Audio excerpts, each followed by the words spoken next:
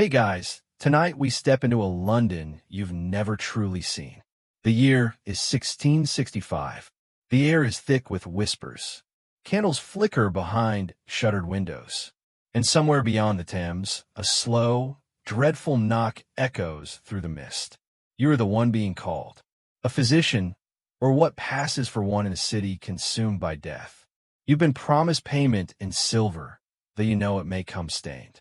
The streets outside smell of smoke and vinegar, and every sound, every cough, feels like a dice roll between life and contagion. Before you get comfortable, take a moment to like the video and subscribe, but only if you genuinely enjoy what I do here. And if you're watching from far away, tell me in the comments. Where are you listening from tonight? What time is it where you are? Now, dim the lights, maybe turn on a fan for that soft background hum, and let's ease into tonight's journey together. You pull your coat tighter as you step out. The fog moves like breath, slow, deliberate, alive.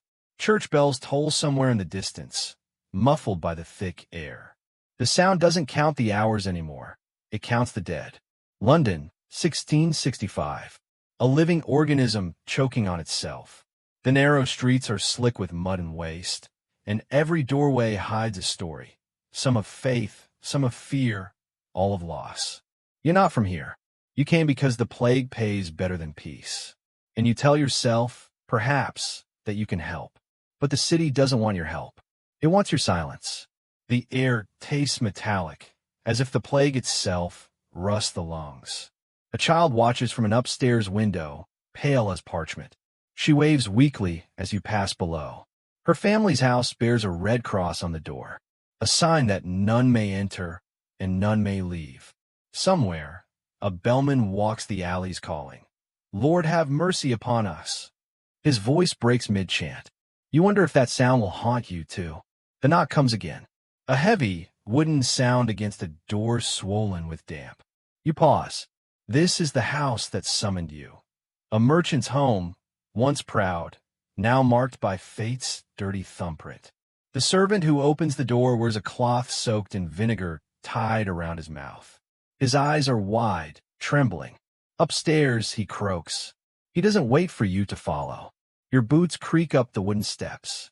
The smell thickens. Rot and rosemary, despair and false hope. The man in the bed barely moves. His wife whispers prayers in Latin she doesn't understand. You reach into your satchel, fingers brushing against dried herbs, a wax-sealed vial, and a sprig of angelica root. It's not medicine. It's ritual. But sometimes, ritual is enough to make fear pause for breath. You lean close, checking the swollen glands on the man's neck, the dark swell of buboes rising under his skin. You pretend not to notice the black streaks crawling along his arm. Historians still argue whether this plague came from rats, fleas, or ships from Holland. But here, right now, none of that matters. Because in this room, the plague is not an idea, it's a presence. You prescribe a purge of vinegar and mint water. You know it won't help, but you do it anyway. Outside, the fog presses against the window panes like an animal. London breathes in, heavy and slow, and somewhere a cat shrieks. You take a moment, just one, to look out over the rooftops. Smoke curls from chimneys, thin and weak. You imagine all the city's souls exhaling together, sending their last breath skyward. And for a second, you think, maybe this is how the world ends. Not with fire, not with war, but with a soft knock in the fog and a doctor who answers it. You step back into the street, tightening your gloves. The night feels alive with secrets. And though your mask is still packed in your satchel, you swear you can already smell the herbs inside it. Juniper, lavender, and fear. You walk toward your next house, lantern swaying. The light trembles across the wet cobblestones. And as it fades into the mist, you can't tell whether the glow belongs to you or to the plague itself. You find a quiet corner near the flickering fire, and it's time. The moment every Londoner dreads. The moment the doctor puts on the mask. It sits in your hands like a relic of something ancient. Leather, blackened and stiff. Two glass eyes glint in the dim light, and the long beak curves outward like the nose of some ominous bird. It was meant to protect you, or so they say. You set down your satchel and lift the mask, feeling the weight of it. The smell of the herbs packed inside the beak, juniper berries, camphor, clove, rose petals, rises sharp and bitter. It's supposed to purify the air, to keep the pestilence away from your breath. You know the truth. It's a charm dressed as science. But charms are all London has left. When you pull the mask over your face, the world narrows. Your breath echoes inside the beak. The glass lenses fog. You're no longer a man, you're an omen. A creature stitched together by fear and faith. Children stop crying when they see you. Adults whisper prayers. The sound of your staff tapping against the cobblestones becomes a rhythm the city learns to fear. You didn't invent this look. It came from Italy decades ago, when the Black Death returned to dance through Europe. A physician named Charles Delorme first designed it for the French court. The long beak to hold fragrant herbs, the wax coat to repel bad air. Historians still argue whether he truly believed it would work, or if he was simply protecting himself from touching the sick. Either way, the mask became a symbol, not of healing, but of separation. It meant, I am here to help you, but I will not breathe your air. You adjust the lenses and step into the alley again. The smell of the city presses close. Ashes refuse, and something sour beneath. You can barely see the street through the misted glass, only silhouettes moving like ghosts. Somewhere, a group of boys laugh as they mimic your walk, pretending to be the Birdman. One waves a stick for a staff. Another falls pretending to die. Their laughter echoes down the lane like a cruel lullaby. You almost smile. Almost. Then you see their mother pulling them inside, shouting that the bird brings death. She's not wrong. Wherever you go, people die soon after. Your colleague, Dr. Hodges, once joked that the mask was a portable confession booth. You hide inside it, listening to confessions of the dying. You can't absolve anyone, only watch. You think of how the mask changes you, how it gives courage, perhaps borrowed from its monstrous shape. Behind it, you can look at death without blinking. Behind it, you can forget that you too are mortal. Some say the mask resembles the Egyptian god Thoth, the ibis-headed scribe of souls. Others whisper that it's the devil's disguise. But as you walk the night, fog curling around your boots, it feels more like armor made of doubt. You can hear your own breathing amplified inside it, like the ocean in a shell. Slow, measured, almost calm. Every now and then, the mask fogs completely, and you must lift it slightly to see. That's when you break the ritual, when the air touches your skin again, cold and wet and real. It reminds you that you're still alive. For now, at the apothecary's stall, the keeper eyes you warily. He sells you bundles of herbs, mint, lavender, wormwood, at 5 times the price. He says, Doctor, the plague doesn't fear smell anymore. You nod, but you still refill your beak. Because what else can you do? People talk of divine wrath. Others blame cats and dogs. Some claim the stars themselves are sick. You don't argue. You listen. Then you return to your patients with your mask, your herbs, your silence. Later that night, you find yourself reflected in a shop window. You almost don't recognize the shape staring back. A tall shadow, beaked and cloaked, framed by candlelight. You lift your staff slightly, and the reflection does the same. You imagine what you'd think if you saw yourself through another's eyes. A raven walking upright through the fog, harvesting the dying. You step closer to the glass, and for just a second, you think you see the mask blink, but it's only your breath. Trapped between the lenses and the dark, you walk on. The beak points forward like an accusation, or a prayer, and the night swallows you whole. Morning edges and like a pale coin, and you follow the smell of damp straw toward Cheapside. The market still opens because hunger is older than fear. Stalls bloom under awnings, apples dull with soot, eels coiling in buckets, bread that tastes faintly of smoke. You move slowly, staff tapping, the beak pointing where your eyes dare not linger.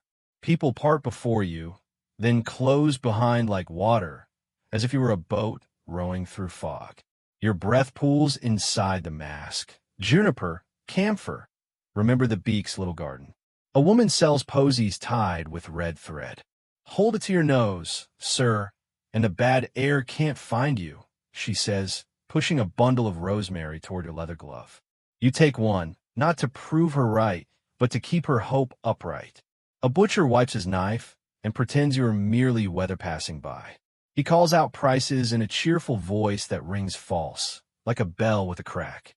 When a customer coughs, the line ripples backward without a word. At a corner table, the vendor hawks plague water, a brew of angelica root and wine, sealed with wax. He promises it's fit for kings and sinners alike, and leans in with a conspirator's grin. You've prescribed worse things to better men. A boy runs by with a wicker tray of rat traps. Buy two, sir, and save your mother, he shouts, breathless brave.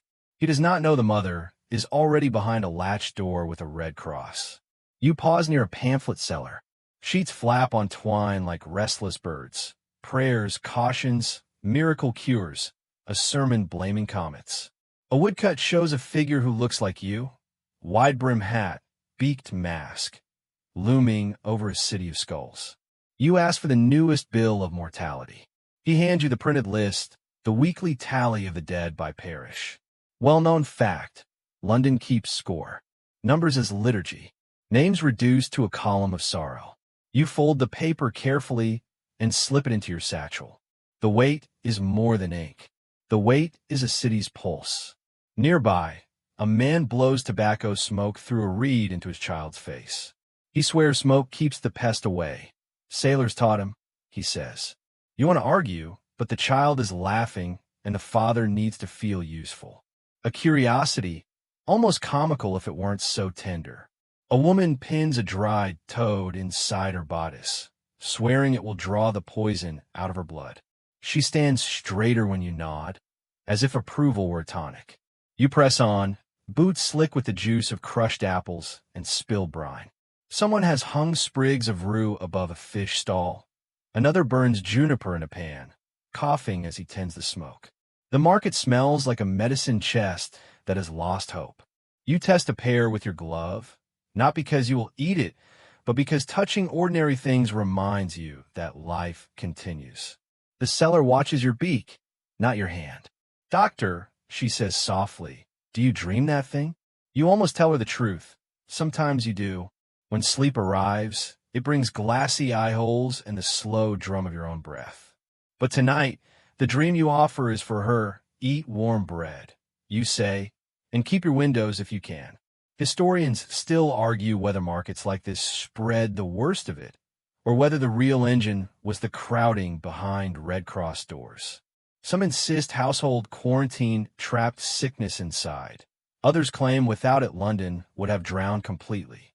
Arguments drift like smoke, and the smoke never decides. A cart rattles past with bundles of rushes for flooring, the driver chewing cloves like a soldier with bullets. He nods at you as equals in a private war. You nod back, comrades in a city-sized trench. A baker slices loaves with swift, economical kindness.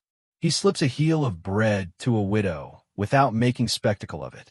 On his sleeve, a smear of ash, the smudge of a life that insists on mourning. The posy seller returns with a new bundle for your hand. Fresh rosemary, she says, as if freshness were another word for faith. You tuck it near the rim of your beak and let the scent cover the street's ache. Pause here a moment. Breathe out slowly. Let your shoulders drop. You're safe, listening. Fan humming. Eyes getting heavy. The market's chatter softens to a purling stream. Coins clink gently, a lullaby of tin and copper. You walk as if time were syrup, each footfall a measure heartbeat. At a narrow stall, a man sells little tin medals stamped with saints. He offers one of Saint Roch, patron against plague, showing the sore on his thigh with serene acceptance. You consider pinning it inside your coat, not as doctrine, just as company. Across the lane, an apothecary displays vinegar sponges in sealed jars. Thieves' vinegar, he whispers, the very same that spared robbers from the Black Death. You don't believe him, but you buy one for its legend. Legends are sometimes stronger than doors. A fiddler begins to play beyond the awnings, the tune thin and high. It is not joy, it is endurance made audible. People turn their faces toward the sound the way sunflowers follow light. You think of the vinegar cloth tied around the servant's face last night, of the herbs inside your beak, of your staff's patient rhythm. Tools, costumes, rituals. Maybe medicine is a theater where the audience is fear, and you are paid to keep the lamps lit. And yet, you kneel beside a woman, sitting on a step, her breath shallow, her eyes watery and fierce. You check her pulse through your glove, offer mint water, leave a line of instructions on a scrap. It is not nothing. The boy with rat traps tugs your sleeve. "Sir," he whispers, "is it true they killed all the cats and dogs?" You answer gently. "Many were culled." "Yes," an effort to stop the spread. You leave the rest unsaid. Some scholars think that culling let rats multiply unchecked, a kindness to fleas. An unintended door opening in the night. A lesson written in small teeth. You pass a cloth merchant who now sells shrouds cut to common sizes. He tells you, without irony, that demand is steady. The word steady lands like a dropped coin and rolls until it finds silence. Clouds gather. Rain plinks on canvas and makes halos around footprints in the dirt. The market does not close, it merely lowers its voice. You fold your hands around the staff and listen to London breathe. In, out. A citywide lullaby, ragged and real. A bell rings from the direction of St. Paul's, and people pause, heads tilted, as if the sky had cleared its throat. The moment passes, and trade resumes its tired ballet. The city insists, as cities do. You turn toward the chancery, where records grow in uneasy stacks. The clerk waits with his nib and sand, with a cough that tries to be polite. You will carry the market's murmurs into his ledger, exactly as the day carried them into you. But the worst numbers are still ahead, and the ink will grow darker before it fades. The chancery smells of damp paper and iron gall ink. A slow, papery rain of dust falls when you touch the ledgers. Candle stubs sweat down to brass lips, and the wax cools like frozen tears. The clerk looks up. He recognizes the hat first, then the beak, then the man inside. His cough is courteous, almost apologetic, as if sorrow needed manners. "Doctor," he says, voice lined with sand. "You're late for the numbers." You nod, and the beak nods with you. Two birds agreeing on a storm. Parchment piles shoulder one another. He has stitched the week into columns. Parishes by name, causes by rumor, totals by fate. Bills of mortality, London's heartbeat in arithmetic. He sprinkles sand across a wet line of ink, the grains hissing like rain on a brazier. "St. Giles in the fields again," he murmurs. "St. Sepulchre's too. The tide keeps choosing the same shores." You rest the staff against the table and remove your gloves with slow, careful hands.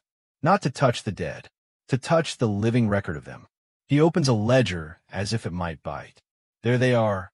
Agues, teeth, fever, childbed, grief, causes listed like a catechism. And that one word that swallows the rest. Plague. Well-known fact. London prints these tallies weekly and sells them on every corner. Citizens read them the way sailors read skies, learning how to reef their lives. You saw the sheets fluttering earlier like pale fish on a line. Names? You ask, though you already know. "Not here," he says gently. "Only numbers." He taps the page. The tap reverberates through your beak like a drum in a crypt. Two elderly women, searchers, sit by the far window with baskets and vinegar sponges. They're the city's eyes at the bedside, sworn to declare causes of death. They have seen more faces close than priests have. One knits between reports, the needles moving like small, defiant swords. The other dips coins in vinegar before she is paid, letting the metal hiss clean. A curiosity that feels like ritual, money baptized against misfortune. The clerk slides across a smaller book. "Household shut this week," he says. On each line, a red cross and the date of latching. Lord have mercy upon us, scrawled like a sigh. You trace a finger, only the glove, down the list. The names form a map that your feet already know, a secret atlas of despair. He coughs again, uses the cloth at his throat, and pretends it is only the ink making him wheeze. You ask about his wife. He answers with a long look at the candle. You do not press. Silence sometimes heals more than speech. Some families, he says, voice lowered, beg me to write fever or consumption instead of the word that locks doors. He doesn't look at you when he says it. He looks at the sand shaker, as if ethics could be measured in grains. Historians still argue whether these bills counted the city truly or only comforted it with the illusion of counting. Undercounted deaths? Invented causes? Or a ledger as honest as grief can ever be on paper? You sign your own column, visits made, tinctures left, notes for the parish. It is a ledger of gestures, not cures. Still, it steadies the hands. Do you sleep, doctor? The clerk asks suddenly. His voice cracks at the seam of the question. Sometimes, you say, with the mask near the bed. He smiles at that, a small harbor of humor in a rough sea. Like a knight and his helmet, he says. If only it worked as well against dragons. You think of your herbs, the juniper garden you carry on your face. Remember the posy cellar with the red thread. Remember the tobacco father blowing courage into his child like a toy trumpet. The searchers bring a new list, folded and damp. 7 at Holborn this morning, the knitter says. She tucks the knitting into the basket with the same tenderness she uses for the paper. The clerk enters the figures with solemn economy. Every number is a footstep down a long staircase. He does not trip. A draft sneaks under the door and turns the candle flames to pale spears.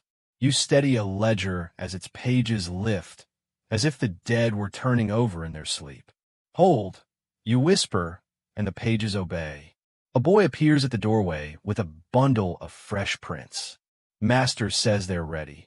He chirps, eyes shining with work, not with joy. He offers the top sheet, still wet, letters dark as a bruise. You read without moving your lips. The columns stare back like quiet soldiers. The totals at the bottom look like a verdict. Another curiosity, whispered by the searchers like a street prayer. Some households keep caged finches, believing birds can draw the sickness from the air with their tiny lungs. A city full of little guardians, singing through soot. You rest the paper and look at the clerk's hands. Ink has made night there. Wash with vinegar, you tell him softly. Not as a cure, as a kindness. He nods, as if permission were medicine. From a ceramic bowl, he lifts the vinegar-soaked cloth and presses it to his palm, eyes closing for a moment that isn't prayer and isn't sleep. You watch him breathe. In the corner, a locked chest holds spare shrouds for paupers. You wonder who counts the uncounted, the ones who slip the page. The thought hangs like a coat no one claims. He turns a page with a practiced flourish and sprinkles sand again. The sound is almost coastal, like waves chewing pebbles. For a heartbeat, you imagine the Thames as an ocean, and the city a ship that forgot its anchor. Did you hear? He asks. The mayor doubled the fines for breaking quarantine. You have heard. You have also seen a mother slip bread through a shutter with a string, the law looking the other way. Historians still argue whether those plague orders saved more lives than they cost. Was mercy the breach that drowned us, or the bridge that brought us across? The clerk's quill splits. He curses under his breath, then apologizes to no one in particular. From a small jar, he takes a fresh nib and starts a new line as if beginning could be summoned at will. You envy that. A sleepy refrain drifts through the room. Soft scrape of nib. Slow breath in, slow breath out. Candle. Wax. Stillness. You let your shoulders fall. Your jaw unclench. The mask comes with your own quiet. Doctor, the younger searcher says a question. She leans forward, the vinegar sponge close to her mouth like a talisman. If you had to choose, smoke, prayer, or running to the country, what keeps a body safest? You answer carefully, arranging words like fragile bottles. Fresh air when you can, clean hands when you can, distance when you must, you say. Then softer, and kindness always. She nods as if you'd prescribed an herb with a good Latin name. In her basket, the knitting needles glint, two thin slivers of dawn. You think she is braver than any of you. The clerk seals the bundle with twine. These go to the printers, he says, handing you a duplicate. People don't want the truth. They want the tally. It feels like control. Outside, bells begin their slow sentence against the sky. You tuck the duplicate into your satchel beside your own notes, the paper warm from his hand. The city has a temperature, you think. Today is feverish. At the door you pause.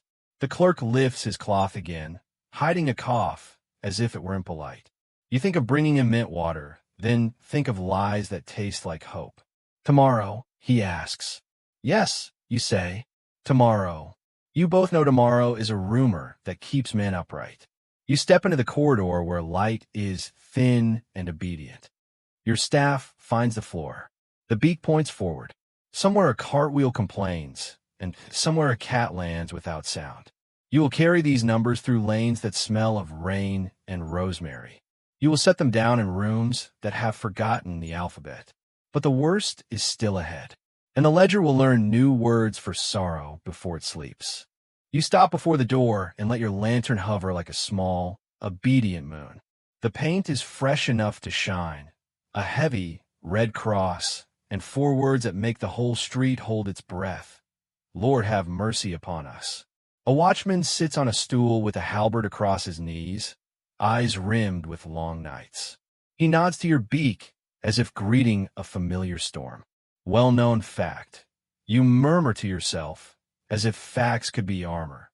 During this plague year, London's orders demand that infected houses be shut for weeks, doors marked with the cross and the plea. The watchman hears only the tone, not the words. Tones are enough these days. He rises, palms the latch, and stands aside. Inside, the air is warmer than the street, thick with breath, broth, and the slow ache of waiting. Straw has been scattered over the floor to catch spills, to hush footsteps, to pretend it clean.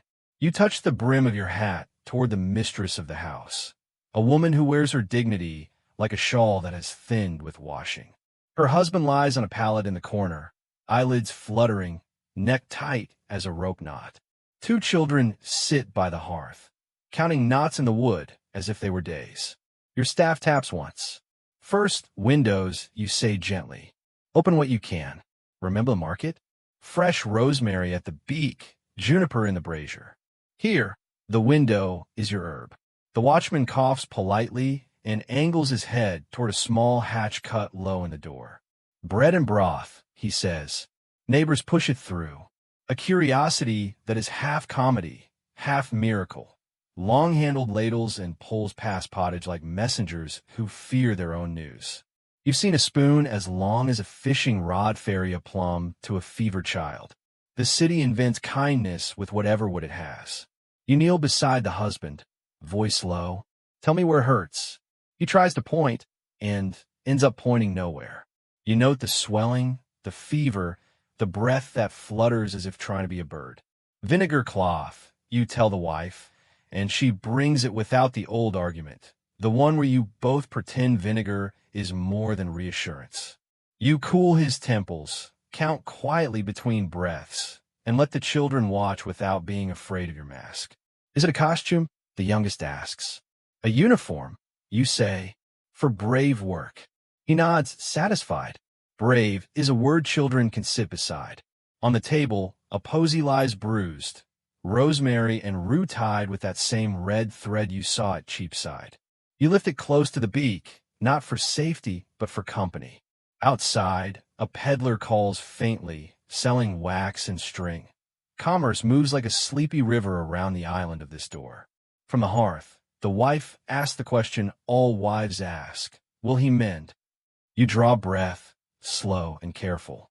Historians still argue whether shutting families in together saved the city in the whole while taking many in the part, whether the cross on the door was mercy or arithmetic. But she isn't asking about policy. She is asking about one man's mourning. He may, you say, and let hope sit in the room like a quiet guest. You do not add your thoughts about fresh air, about the walk you wish this house could take, about the country fields stuffed with wind. Instead, you offer mint water, a light broth recipe, and the reassurance that you will return. A cart rolls outside. The watchman peeks through the shutter and shrugs at fate. He keeps a small tally on a scrap. Deliveries received, prayers offered, times he knocked to ask if anyone needed more firewood. You've learned. Some men become jailers, others become guardians. He is of the second kind. He hands you a slip the parish clerk sent. The house latched 3 days since, recorded under street sepulchre. You think of the ledger's ink, of sand hissing like rain, of the clerk's careful hands. Numbers travel, you realize by boy, by bill, by beak, from desk to door to bed. The city's pulse moves in paper.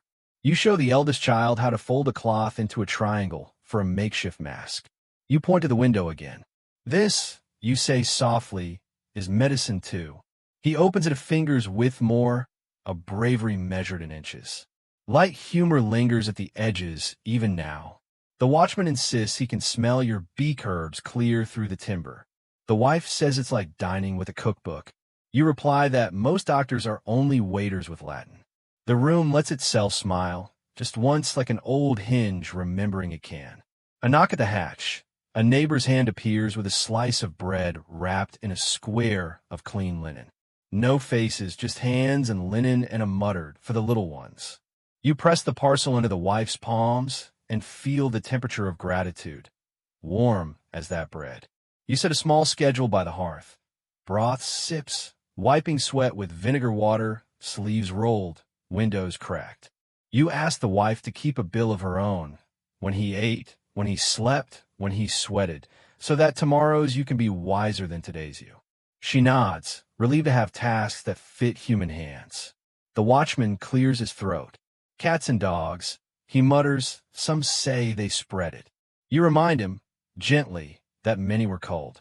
You do not add the theory that this kindness to fear may have opened the way for rats. The house doesn't need another ghost tonight. You lift your lantern and stand. Listen, you say, and the room obeys. Breaths, fire, the faint drip of broth, a distant bell. Sleepy refrain. Let the shoulders soften. Let the jaw unhook. And out. You're safe here with me a little longer. You mark the door from inside with a small chalk symbol as well. Your own quiet promise to return. Then you check the servant's corner. 2 pallets, one empty, one with a girl staring at the beams. You show her how to rinse hands in vinegar, not as magic, but as a way to tell fear, I am doing something. She nods and does it again, just to feel the line between helpless and helpful. At the threshold, the watchman, now suddenly shy, asks, Do you ever pray?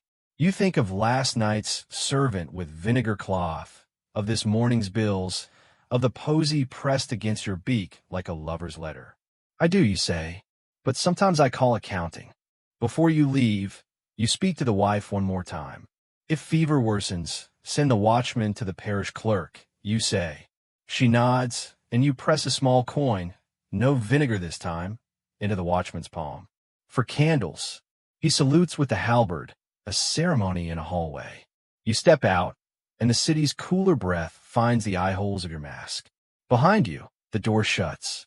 The cross stares into the street like a wound that cannot blink. You pause, hand on the wood, and whisper the same line painted there. Lord, have mercy upon us. Not as capitulation, but as choreography, the body's way of bowing to a tide.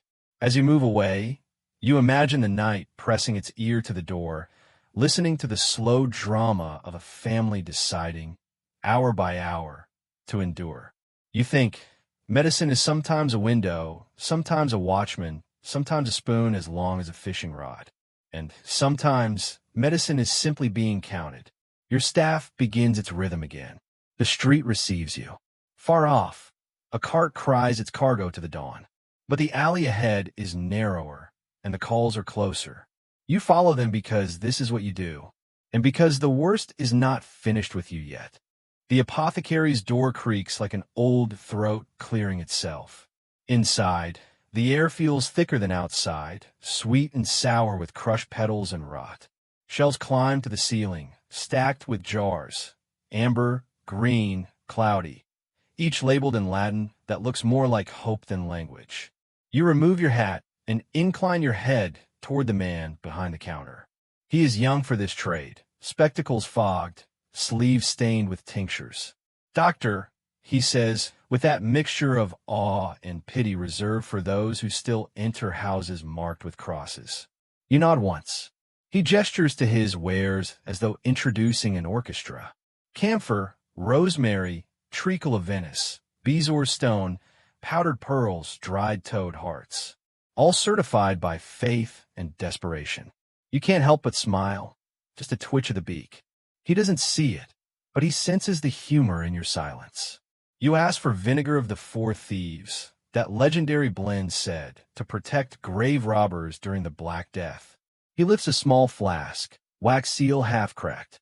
"Half London's been drinking it by the pint," he says. The other half rubs it on their doors. You tell him it's the rubbing that matters. He doesn't ask why. He simply measures out the liquid, slow and careful, as if decanting salvation.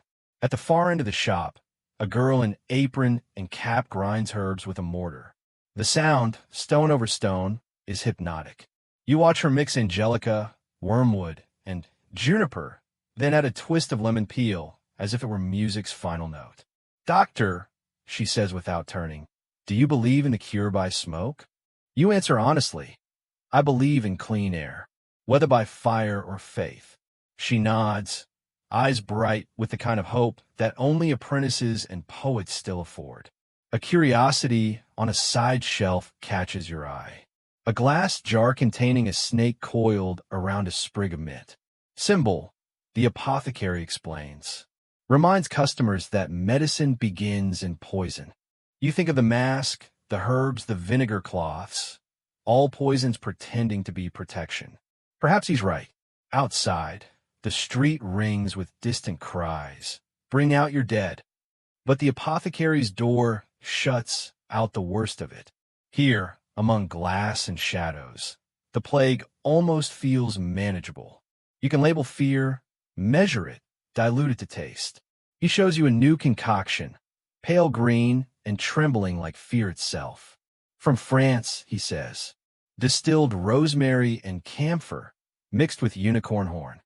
You arch an unseen brow. "Unicorn horn?" He smiles thinly. "Ground narwhal tusk, but London prefers the fairy tale." Historians still argue whether apothecaries were healers or merchants of comfort. Were they the first pharmacists or the last alchemists? Perhaps both. You purchase wormwood, angelica, vinegar, and enough camphor to refill your beak's little garden.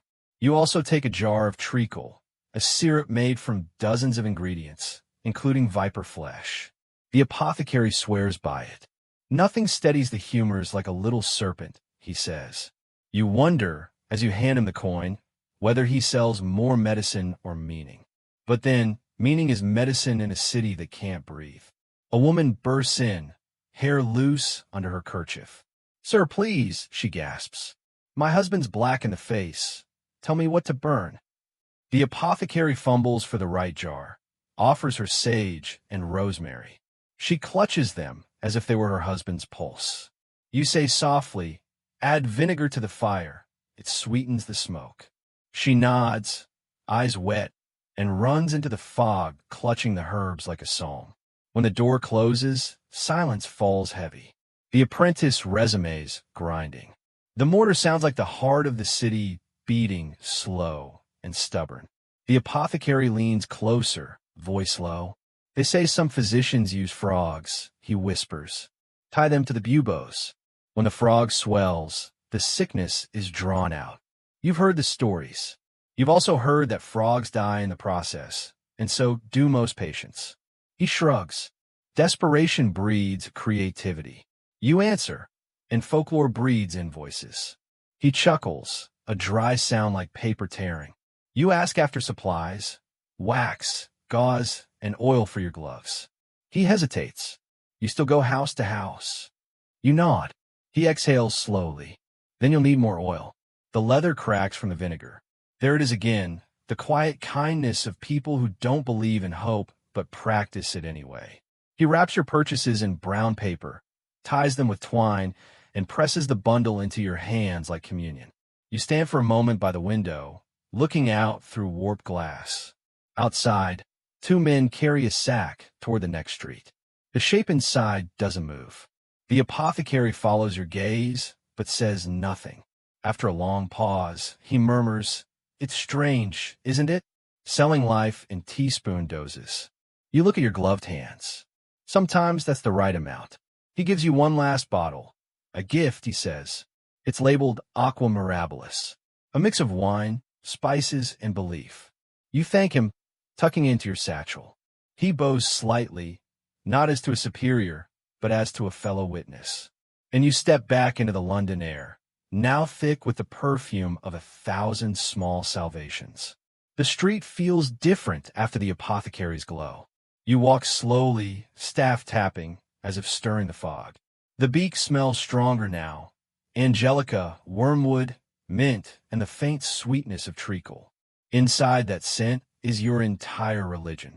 You think of your patients waiting behind painted crosses, of the clerk counting souls, of the market that sold posies and faith in equal measure. Everything in London has turned to medicine. Bread as ritual, fire as prayer, herbs as courage. And you, a man-shaped vial, carrying it all. Your footsteps echo through the lane, measured, steady, tired. The night exhales its long gray breath. And as you vanish into it, London goes on trying to heal itself. With smoke, with song, with anything that smells like hope. Dawn arrives like a slow bruise, purple thinning to gray. You're already in the lane when the first bell begins. 1, 2, 3. Each strike a footstep across the city's ribs. The crier follows, shawl pulled high, voice coarse from too many dawns. Bring out your dead, he calls, not loudly, but with a steadiness that makes loudness unnecessary. The cart behind him answers with its own language. The creak of timber, the soft thud of a wheel finding the same old rut. It smells of tar and lime and cold iron. You keep your staff low, walking beside the bell's thin orbit. Neighbors crack shutters with 2 fingers, the gesture of people who have learned to open the world by inches. Each window is a throat testing whether it still belongs to a living body. The watchman from last night nods as you pass. He has counted a long vigil into a short scarf of numbers. He taps the red cross with the back of his knuckles.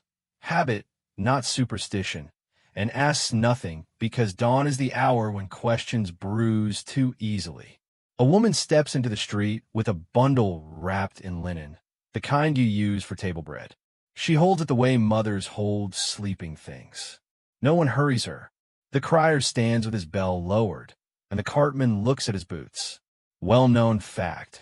The historian in your head whispers, try to make a boundary against sorrow.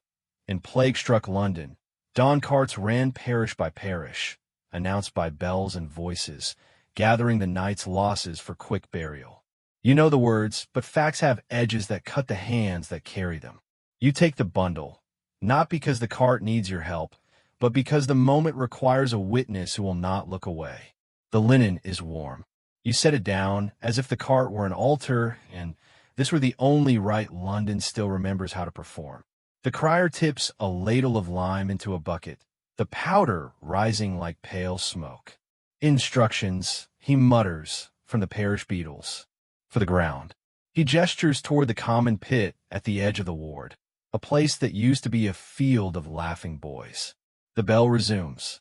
The lane braids itself around the sound. A neighbor's prayer, a cat's indifferent step, the soft shock of a shutter that tried to be quiet and failed. You walk with them all. A curiosity whispers from another doorway. A man lifts a small cage with a finch and sets it on his sill. He believes the bird draws bad air from the house.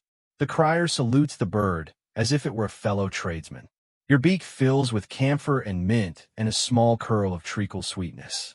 Behind the lenses, the world is a smudged etching. You can't see faces clearly, which is sometimes a mercy. A second cart joins the first, and for a moment the bells tangle like ropes in wind. The cartmen nod to one another, colleagues in a craft they never wanted. They talk in short statements that leave the soft parts out. St. Bride's ran heavy yesterday. Lime's low by Aldgate. Searchers were late at Holborn. You make a note to bring vinegar to the parish clerk. His cough trailed you home last night. And you remember the watchman's careful tally, the wife's quiet question, the windows that turned themselves into gentle lungs. Doctor, the crier says without looking at you, is it true that tobacco smoke keeps the pest away? You answer with the same careful honesty you've been practicing since May. Fresh air helps. Smoke is air with a story. He snorts a humor that doesn't rise above the collarbone. Then I'll keep the story, he says, and rings the bell again. Historians still argue whether these very words, bring out your dead, were common in 1665 or borrowed later by memory theater. Some say the bell spoke more than any man. Some say the words were whispered, not cried. Here and now, the sentence exists because a mouth is making it, and that is proof enough for the morning. At a narrow court, a boy runs ahead of the cart and knocks on doors that bear no cross. Stay in, he warns, voice small but official. He has apprenticed himself to caution. You want to give him a medal stamped with St. Roch and a day with no bells in it. Pause here a moment. Breathe in slow. Let your tongue rest behind your teeth. The fan in your room hums softly. The lane's bell hums softer still. You're safe with me. You can float a little. The cart stops at a familiar door, one of yours. The watchman doesn't meet your gaze. Inside, the wife you counseled just hours earlier folds her hands, as if they were paper being taught to become a bird. You nod, and she nods, and the nod is an entire liturgy. No gore, no spectacle, only the choreography of leaving. Linen, lime, the bell's small circle, the wheel's larger one. A geometry of grief. On Ludgate Hill, a man burns rosemary in a brazier and holds his hat over the smoke before setting it on his head. Ritual, like medicine, is a design for carrying weight. You adjust your hat, and it feels lighter for a heartbeat. A pamphlet seller appears at the corner with fresh bills of mortality. He doesn't call his wares. He simply offers one to the crier, who tucks it into his coat as if numbers could keep him warm. You think of the clerk's sand hiss, the searcher's knitting, the boy courier with ink on his thumbs. You reach the edge of the parish ground, pale earth quick dug, surrounded by a thin fence that pretends to be a wall. The cartmen work without theatrics, each movement learned, each pause allowed. A priest says the blessed words through a cloth, and the cloth catches most of them. A fine rain begins. It beads on your lenses like small decisions. Through the blur, the world looks kinder. Light humor wanders past like a stray dog. A cartman curses his wheel for preferring the same hole every day, then apologizes to it and pats the rim. The wheel says nothing, loyal as a habit. The crier laughs once, a dry bark that turns into a cough, and you hand him a small flask of aqua mirabilis. He swallows and grimaces. Tastes like expensive courage. Most courage does, you say, and he grins around the sting. You remember a line from The Apprentice at the apothecary, whether by fire or faith. Here at dawn, the city uses both and adds lime. It is a recipe people will not write in books, but will carry in their bones. Then, as sometimes happens, the morning opens one small window of reprieve. From a doorway, an old man waves the cart past. Not today, he says, and shows his daughter, standing behind him, cheeks colored with a sleep that looks like life. A recovery, sudden and ordinary and unreasonable. Your chest loosens a notch, and the crier taps his bell softly against his thigh as if to bless the exception. Historians still argue about plague pits, their size, their locations, whether they were truly pits or only hurried trenches. They debate whether quick burial spread fear more than disease. You listen to their ghosts argue while the earth receives what the night could not keep. When the cart turns back toward the river, the lane's shutters open another inch. The day face replaces the night face. Red lines form. A fiddler tries a scale and decides against it. You fall in behind the cart, your staff finding the tempo it knows best. Slow, measured, gentle with the cobbles. A sleepy refrain for your ears and for mine. Now, bell, fog light. By the time the bells rest, the city has performed its quietest work. What remains is the noon work, broths and vinegar, windows and patience, small jokes told in reasonable voices. And you will walk that work from door to door until the light thins again. But a rumor runs ahead of you, thin as smoke. The mayor will tighten the orders, the watch will grow harsher, the night carts will travel farther. You keep the rumor in your pocket like a cold coin, because the worst is still interviewing the day for a job. You lift your beak slightly to clear the fog glass. Beyond the blur, St. Paul's rises like a ribcage, sheltering a breath you hope the city can keep. You lower the mask again and step into the next street, where someone has already begun to ring.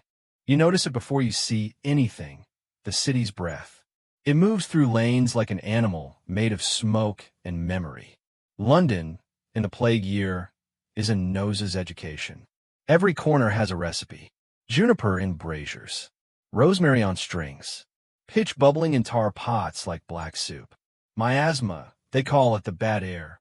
Well-known fact. Most Londoners in 1665 believed disease traveled in foul smells, so they fought smell with stronger smell. Perfume against pestilence, smoke against sorrow. The city became a pharmacy of aromas, half cathedral, half kitchen. You walk with your staff and your beak, the little garden inside pushing back with mint and camphor. Remember the posy seller's red thread? It trembles on doors, the rosemary now dark with the weather. Remember the aqua mirabilis in your satchel? Even courage has a scent. A watchman tends a brazier at a crossroad, feeding it pine cones like alms. Orders from the mayor, he mutters. Keep fires going. Sweet smoke clears the air. You think of how smoke both hides and reveals, the way fog thins if you stare at it kindly. Past him, tanners boil bark in vats that steam like bad dreams. Fishwives rinse boards in river water that tastes of 10 kinds of yesterday. A brewer's yard breathes yeast, comfort masquerading as hygiene. From a window, a hand shakes myrtle over the sill, as if blessing the street with a green rain. Below, a boy sprinkles vinegar on stones, so the cartwheels roll through sour puddles. The stones don't complain. Stones never do. You stop by a food stall where cloves anchor orange peels into pomanders, little suns studded with nails. A curiosity and a craft. People wear them at the throat like portable gardens. A woman lifts hers to your beak. Breathe, doctor. You do, because the gift is as important as the air. A sweeper passes with a bundle of reeve straw for strewing on floors. Heavy herbs today, he says, and scatters lavender and thyme among the stems, so walking releases a clean ghost with each step. It's a street-long inhalation, a choreography for boots. You pause at St. Paul's churchyard, where the breeze stirs incense from the chapel door. It mingles with the city's other smokes, juniper, pitch, kitchen, grief, until the air smells like a complicated prayer. You let it knead the edges of your lungs. Historians still argue whether the great fires stoked in 1665 did anything measurable for the plague, whether burning aromatics helped, or whether winter and the disease's own tiredness were the true physicians. Some say smoke cured fear more than fever. You have learned that curing fear is not a small medicine. A man in a doorway smokes a clay pipe down to a red whisper. He blows the cloud carefully around his face like a saint's halo done in charcoal. Dutch trick, he says. Sailors swear by it. You don't swear, but you nod. Stories breathed are still a kind of fresh air. At the river stairs, the Thames exhales a low, tidal musk, a reminder that London sits on a body with moods. Night soil men steer loads toward the fields, their carts composing the dull music of necessity. One pulls his cap and says he sleeps where people won't, by the pits, because quiet is easy to find there. The apothecary's apprentice appears without warning, cheeks bright, hands stained green. She offers you a sachet. Angelica, wormwood, lemon peel, stitched in a muslin that warms in your glove. Pocket weather, she calls it. You tuck it near your heart, and the beat says thank you in its inside voice. A bell rings far off. The sound drifts like smoke and finds you. You answer it not with words, but with pacing, the staff's tap, tap, tap, teaching the street a heartbeat. Behind your lenses, the world fogs, clears, fogs again. The city inhales and exhales with you. Pause. In, out, shoulders soften, jaw loosens. Let the fans hum become the river's hum inside your room. You're safe. You can drift. On Bread Street, a baker opens his oven door and lets a fragrant wave wash the clothes. People step nearer, not to buy, but to breathe. He laughs softly and calls it charity for the nose. You think of perfumes that visited other centuries. Remember that crocodile dung sunscreen rumor scholars love to snicker about from much older times? Humanity has always bottled hope in strange jars. If the label says safety, the recipe is forgiven. A constable strides by with a vinegar sponge tied to his sash like a sidearm. He wets it and dabs the air before speaking. Another ritual, part pantomime, part prayer. Doctor, he says, we need more braziers by Moorfields. The wind is lazy there. I'll mention it at the parish. You answer, and the city's lung learns a new corner to inflate. Near a bridge arch, a tar barrel smolders, coughing dark ropes of smell. Two boys warm their hands over it and invent a game where smoke is a dragon they can tame by whistling. You listen, and the dragon obeys enough to keep the game sweet. A pamphleteer shouts that comets poison the air. Another swears the alignment of Saturn and Jupiter set London's breath to spoiling. Historians still argue whether fear chooses an astronomy to wear when it goes out at night. You let the planets spin without you. Your sky is made of windows that open or don't. A physician you half like, half avoid limps past with a sprig-stuffed beak longer than yours. He swears by crushed emerald taken in wine, medicine that tastes like an argument with a jeweler. You keep your humor folded. Light jokes work best at dawn. By noon they tire like horses. Still, when a dog sniffs your hem and sneezes theatrically, you bow as if it had challenged you to a duel and you accepted terms. A woman laughs, sudden and honest. Laughter is a window that opens from the inside. You stop at a narrow alley where the smell has lost the map. A house behind shuttered boards holds the kind of air that stares back. You knock, speak through wood, arrange for broth, for vinegar, for a watchman whose kindness weighs more than his halberd. You ask them to open the window a finger's width when the bell rings next. Air is a clever physician. It makes house calls if invited.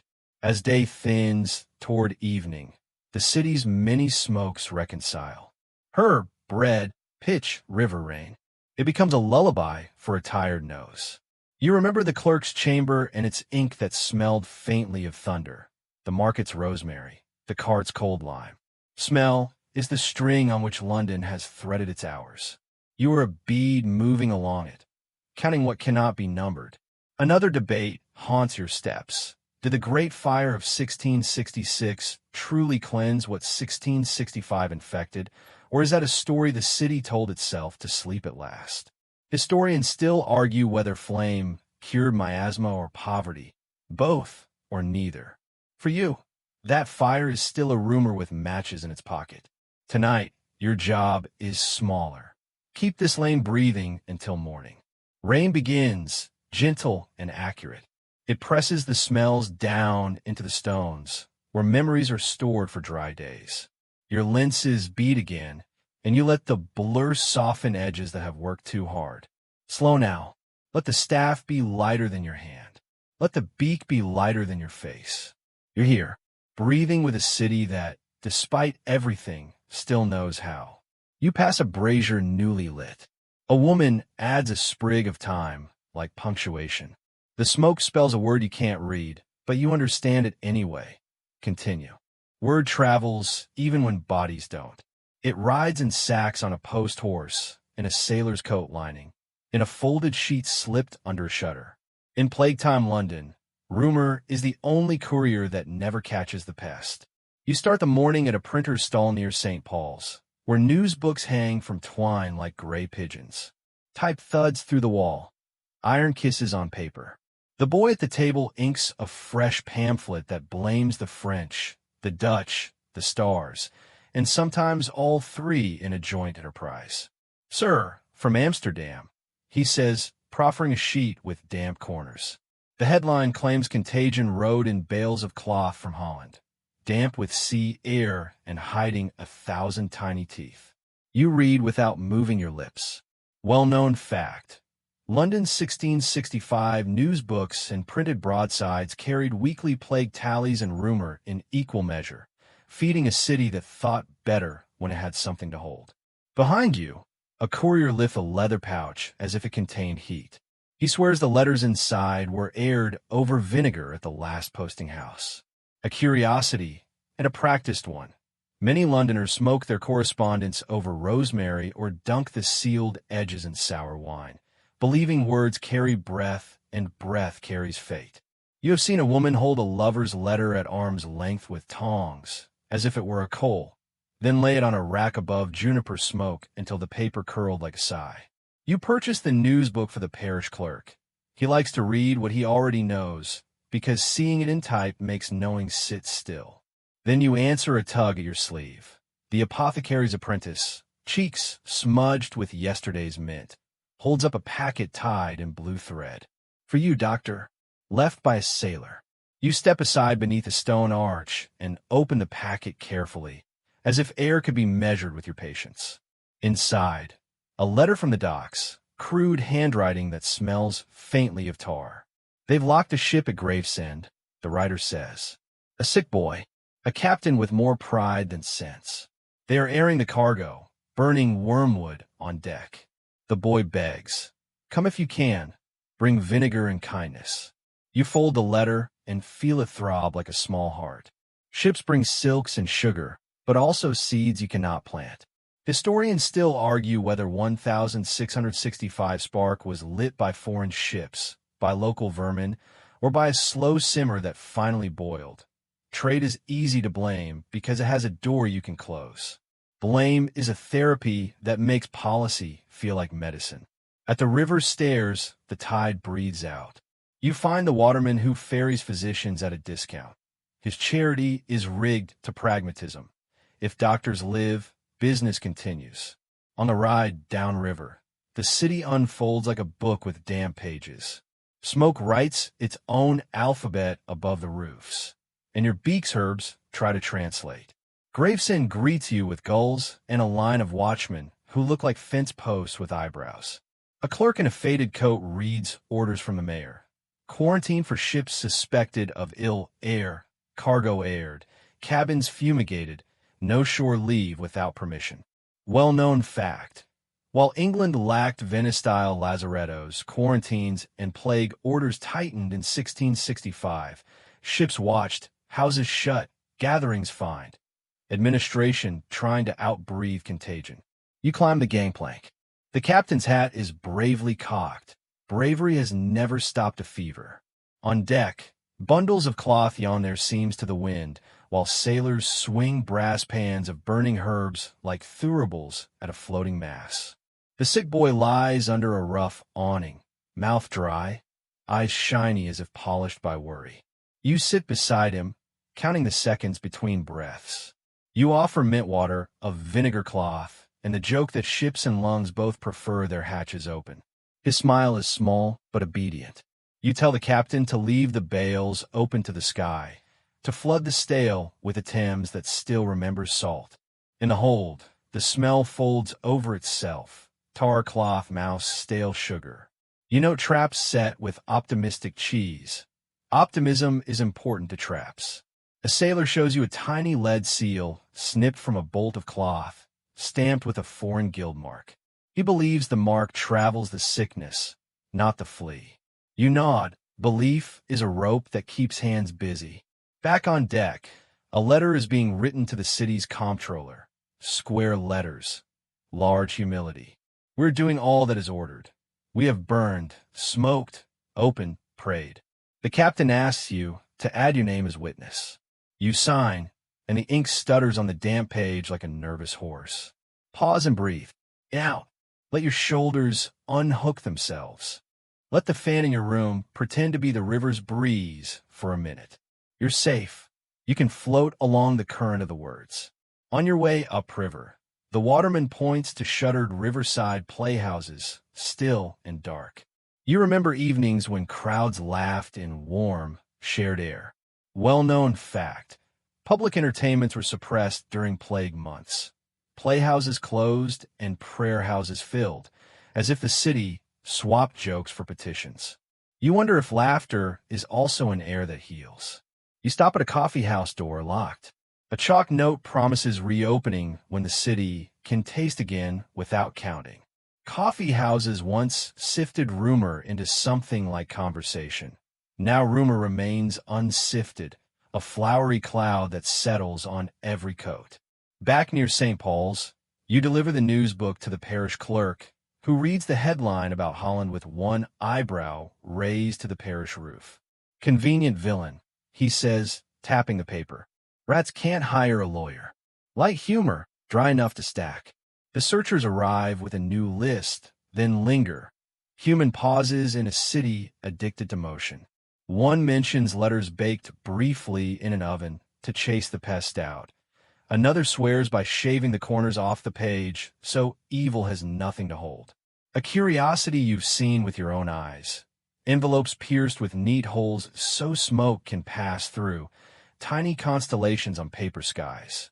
Historians still argue whether any of that mattered. Smoke, vinegar, pierced paper. Whether plague traveled by letters or only by lungs and fleas that refused to read. You don't sneer. The practices are choreography for frightened hands, and movement is mercy. You return to your rounds with a satchel slightly heavier from correspondence. At one house, a man hands you a sealed note and asks you to clean it with the beak. You pass it through rosemary smoke from a brazier and give it back with a bow serious enough to make gratitude sit down and close its eyes. At another, a woman begs you to write to her sister in Norwich. If I fail, tell her I was not angry with God.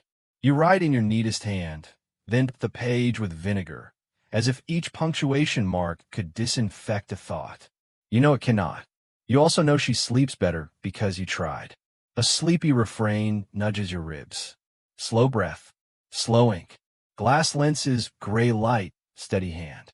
Let the day hold still long enough for sleep to find a path. By afternoon, printers start a fresh run of the bills of mortality. Numbers arrive from parishes like homing birds, some grim, some grimmer. You carry a duplicate through damp streets, feeling the city's pulse in columns. When you pause to read, a boy leans over your arm. Does it say where it started? He asks. You tell him a truth soft enough for a child. It started wherever people were close and windows were shut. He nods like a tiny magistrate and declares he will open his mother's shutters of fingers with more. Policy, revised by a boy. Dusk folds London into itself, and letters curl on hearth mantels, warm from the day's smoking. Some are lies meant to be kind. Some are truths meant to be braver. Most are both, as the best words often are. You stand at your window, beak resting on the sill, and think of lines stretched across water and roads. Gravesend to St. Paul's, Holland to Thames Street, fear to faith. String enough lines together, and you have a net strong enough to hold a city while it trembles. A final debate follows you to bed. Was plague a foreign soldier or a local trader? Did ships deliver it, or only deliver the story we use to explain it? Historians still argue in footnotes. The city argued in whispers. And tonight, the river replies with the only answer that helps, a long, even breath. You set the latest letter beside your satchel and lower the mask. For a moment, the herbs inside smell like a promised country, one with open windows, wide fields, and the kind of silence that keeps. Tomorrow will send more paper birds to your hands. For now, let the beak be lighter than your face. Let the day seal itself with sleep. Evening settles like soot. You follow the Thames back through streets that have learned to whisper. Every puddle holds a candle's reflection and a secret underneath. You pass a fishmonger's stall shuttered with planks. A cat sits where a customer should, licking one paw with professional indifference.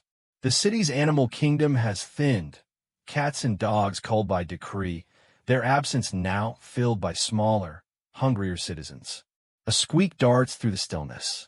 You glance down in time to see the quick shadow of a rat disappear beneath a barrel. They own the alleys now. Well-known fact, during the 1665 plague, Londoners killed tens of thousands of cats and dogs, believing them to carry contagion. Historians still argue whether that kindness to fear gave the rats their empire. Fleas do not write history, but they leave excellent footnotes. You stop by a merchant storehouse where grain is stacked in burlap towers. The watchman lifts his lantern, muttering, "We hear scratching after midnight." He points to holes at the base of the sacks, to droppings that pepper the floor like punctuation marks of hunger. "God's creatures," he says grimly, "but which God?" You kneel, careful, and touch one of the gnawed seams. The air smells of wheat and night sweat. Behind the boards, something moves, a scurry, then silence. "Burn the waste," you advise. "Seal the gaps, and let the air move." Fresh air again, the city's cheapest prescription and the one least obeyed. You make note in your ledger. Possible source, no confession yet. A boy follows you, clutching a rat trap like a talisman. He was at the market days ago, the same one who shouted, "Buy two, save your mother." Now he trails you in the dark, all angles and hope. "Sir," he says, "is it true the rats carry the mark of the devil? I saw one with a black cross down its back." You smile behind the beak. The cross is just fur, not fate. He seems disappointed. It's easier when monsters wear uniforms. You kneel so your beak meets his eye level. "They're just hungry," you tell him. "So are we," he replies, and you think he's wiser than your teachers ever were. At a corner tavern, men drink in the street because indoors feels narrower than courage. They talk about invisible worms that bite from the air. Others swear it's punishment for vanity. The new periwigs from Paris bringing ruin with their perfume. A curiosity worth a historian's footnote. Some Londoners believed wigs, stuffed with horsehair and flour, harbored contagion in their curls. Barbers begin burning their trimmings behind closed doors, making the city smell faintly of singed pride. You stop near a barber's pole leaning in the rain. Inside, no customer, only steam rising from a pot where combs boil in vinegar water. The barber lifts one, dripping. "It's the fleas, doctor," he says. "They leap from scalp to scalp faster than reason." You nod, then give reason a comb. The boy with the trap sets it near a drain. He baits it with a scrap of bread you hand him, and together you wait. The street hums like a tired organ, all low notes and breathing pauses. Tap-tap of your staff, rustle under the barrel.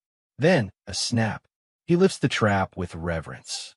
Inside, one gray shape writhing, small heart visible under thin fur.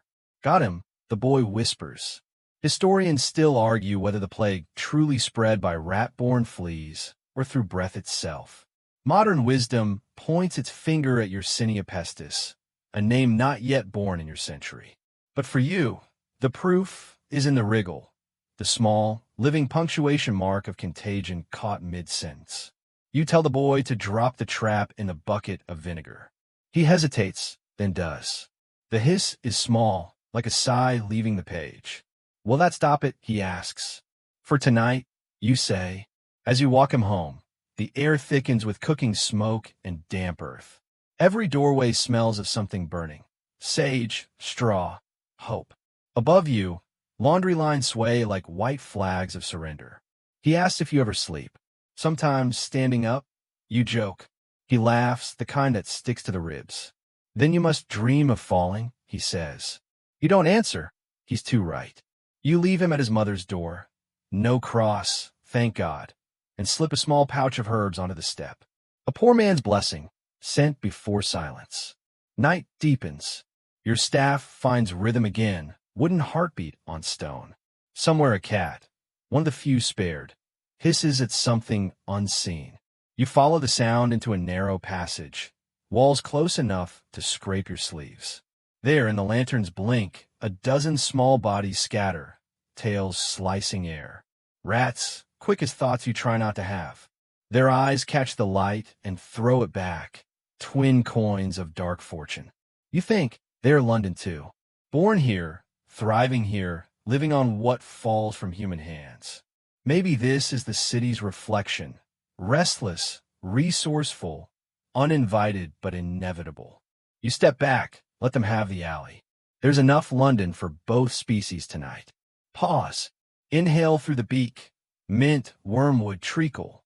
Exhale through the glass, fog, breath, story. You can rest your eyes a little. The lane will keep its secrets. The next corner brings laughter. Two men with shovels lean on their tools, telling a joke about a rat so fat it paid rent. You smile inside the mask. Humor is a disinfectant, too, just less measurable. A faint tremor runs through the ground. Not an earthquake, just carts on distant cobbles, but you feel it as a warning. The city vibrates with what's coming. The heat, the fire, the second cleansing that waits 1 year ahead. You don't know it yet, but your bones recognize the rehearsal. You tilt your beak upward. A single star peers through the smoke. London, despite itself, still looks up. You return home at last. Remove the gloves, the mask, the weight. The herbs inside the beak are wilted now. Camphor turned to dust, mint to memory. You empty them gently onto the sill. Below, a rat scurries past without stopping. You nod to it. We both survived today. Then you close the shutters, light one candle, and let it smoke write your name on the air. Tomorrow, another ledger, another door, another breath. But for tonight, the city sleeps with its smaller citizens awake. And somewhere, between your dreams and theirs, history scratches in the dark. The fog lifts into a pale, bone-colored noon, and you find yourself among colleagues. Doctors gather at the merchant tailor's hall, an assembly of tired masks and overused theories. The room smells of leather, vinegar, and ego. A long table divides the living from the disbelieving. Each man clutches his cure as if it were a relic, powders, elixirs, amulets. To argue medicine in plague-time London is to argue theology with a leaky roof overhead. You take a seat near the end, the beak resting beside your ledger like a silent witness. A physician named Dr. Whitmore insists that plague flows through the spirits, not the flesh. He gestures with a pewter cup as though toasting the invisible. Another, Dr. Ayres, slaps a paper packet on the table. Vinegar and wormwood, he declares.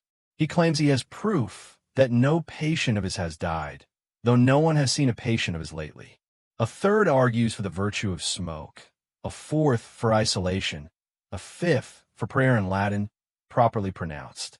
You wonder if the Latin matters more than the breath that carries it. The meeting begins as a debate and ends as a dirge. One man coughs mid-sentence and excuses himself too quickly.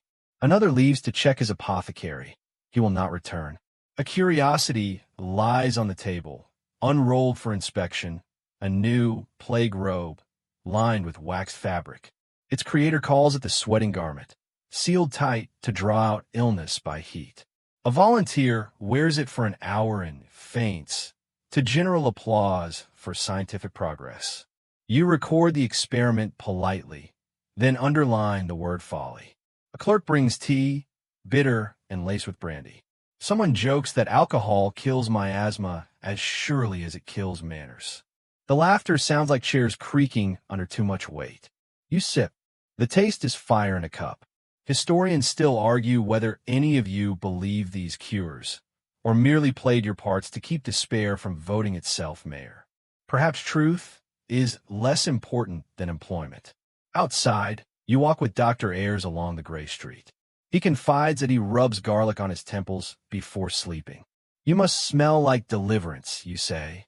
He chuckles, then leans in. Do you ever think the mask is a joke? You glance at him through fog. Every day. He nods. And yet, I can't stop wearing it. Neither can you. The beak is not belief, it's belonging. In the mask, you are part of a species of men who pretend certainty into being.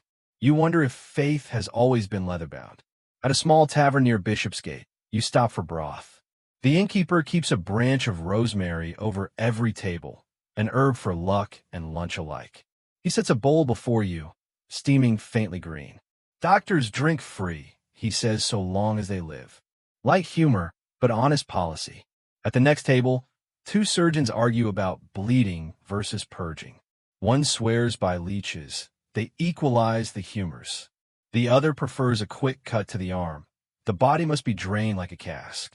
You raise your cup and ask mildly, and what if the body is already half drained by grief?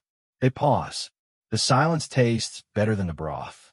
A young physician, pale and overeager, approaches you. Sir, he says, I've devised a powder of crushed pearls and alum. He believes wealth itself has antiseptic properties. Would you test it? He asks. You ask what it costs. He names a sum fit for a nobleman's ransom. You shake your head. Then it will never cure the poor. He blinks, uncertain whether that's science or socialism. Back at your lodgings, you light a single candle and unroll your notes. The ink catches every flicker, words shivering like fever. You list the day's treatments: vinegar cloths, mint water, burnt sage, persuasion. You realize persuasion might be your most reliable remedy. A knock at the door. It's Dr. Whitmore again, the spirit's theorist. He carries a flask wrapped in linen. For protection, he says, from within. You accept, knowing it's mostly wine and conviction. He stays a while, confessing quietly. I no longer know whether I heal or harm. You answer. The same wind carries both. He smiles faintly. Then I'll keep walking into it. When he leaves, you sit alone with the beak mask resting on the table. It looks back at you like an old question. The candle's reflection glints in its glass eyes. You think about every debate you've heard. Air versus sin, rats versus stars, bodies versus souls. Historians still argue whether plague doctors truly helped or merely chronicled despair. You suspect both are the same profession. You recall the apprentice who called her sachet pocket weather. Maybe that's what you are, someone trying to forecast calm in a storm made of breath. Pause here. Let your eyes soften. Fan hum steady. Hands quiet. You're safe. In the distance of your imagination, cups clink and papers rustle, all muffled by time. You can almost hear the city thinking aloud through its physicians and fools. Before you sleep, you write one line at the bottom of the page. Tomorrow I will argue less and listen more. Then for balance you add, but I will still carry vinegar. The candle bends, exhausted, and drips wax like tiny verdicts. You tilt the beak toward it and whisper, you were right, after all. The mask doesn't answer, which is mercy. Outside, a rat scurries over cobbles. A bell sounds, faint and steady. The debate is over. The experiment continues. And London, still feverish, exhales into another uncertain night. By noon the bells forget how to stop. They lean into the day the way rain leans into windows. You follow their insistence toward a parish gate that has learned to swing without squeaking. The churchyard is smaller than memory and larger than grief. Grass has surrendered to paths of feet and barrow wheels. A narrow trench bites a fresh line through the earth, chalk-white bones showing where older burials blinked in surprise. A parish beadle lifts his hat to your beak. Too many, he says, as if the number were a weather report. Behind him, men with cords at their waists unfurl shrouds like sails. Well-known fact. In the plague months of 1665, London buried swiftly, often in common graves, shrouded in linen, with limes scattered to hasten returning to earth. Speed was not disrespect. It was obedience to necessity. The city had to breathe through the ground as well as the lungs. You step along the trench's edge, careful with your lantern, careful with your looking. A priest speaks through cloth, words softened to wool. He blesses 3 at once, and then 4, economy of sorrow. 2 gravediggers work without theater. passing the spade between them like a liturgy. One hums a tune that can't decide whether it wants to be a hymn. The other taps the shovel's blade as if to wake the soil politely. A curiosity rests by the vestry door. A small stack of rosemary sprigs the parish keeps for mourners who arrive without posies. The verger calls it charity for the nose. He presses one to your glove. The beaks herbs reply like cousins who met at a funeral. Children stand by the fence, not allowed to enter, but allowed to watch. They count hats, candles, shovels, anything except bodies. When they reach 10, they start over, as if the day could be persuaded to reset with them. The church ledger lies open on a folding table, a quill asleep across the page. You add a small note for the clerk, parish overburdened, request extra lime and hands. Paper is a bridge we keep rebuilding between rooms that cannot visit each other. A wind lifts and the trees, few as they are, pretend to be a choir. Leaves clap softly, a gentle applause for endurance. You let the sound comb your thoughts. Historians still argue whether the worst burials were here or at the hastily dug grounds on the city's edge. Whether these were pits in the monstrous sense or trenches extended day by day, filled with ceremony compressed but not erased. Memory prefers the terrible. Documents prefer the tidy. Truth walks a lane between. A woman waits with a bundled shape, linen tied with a neat bow that looks like the last thing in the house that still knew how to obey. She asks the priest for a moment and uses it to adjust the knot one final time. Then she steps back with the dignity of someone who has folded all her shaking into the hem of her skirt. You stand near enough to borrow some of her steadiness.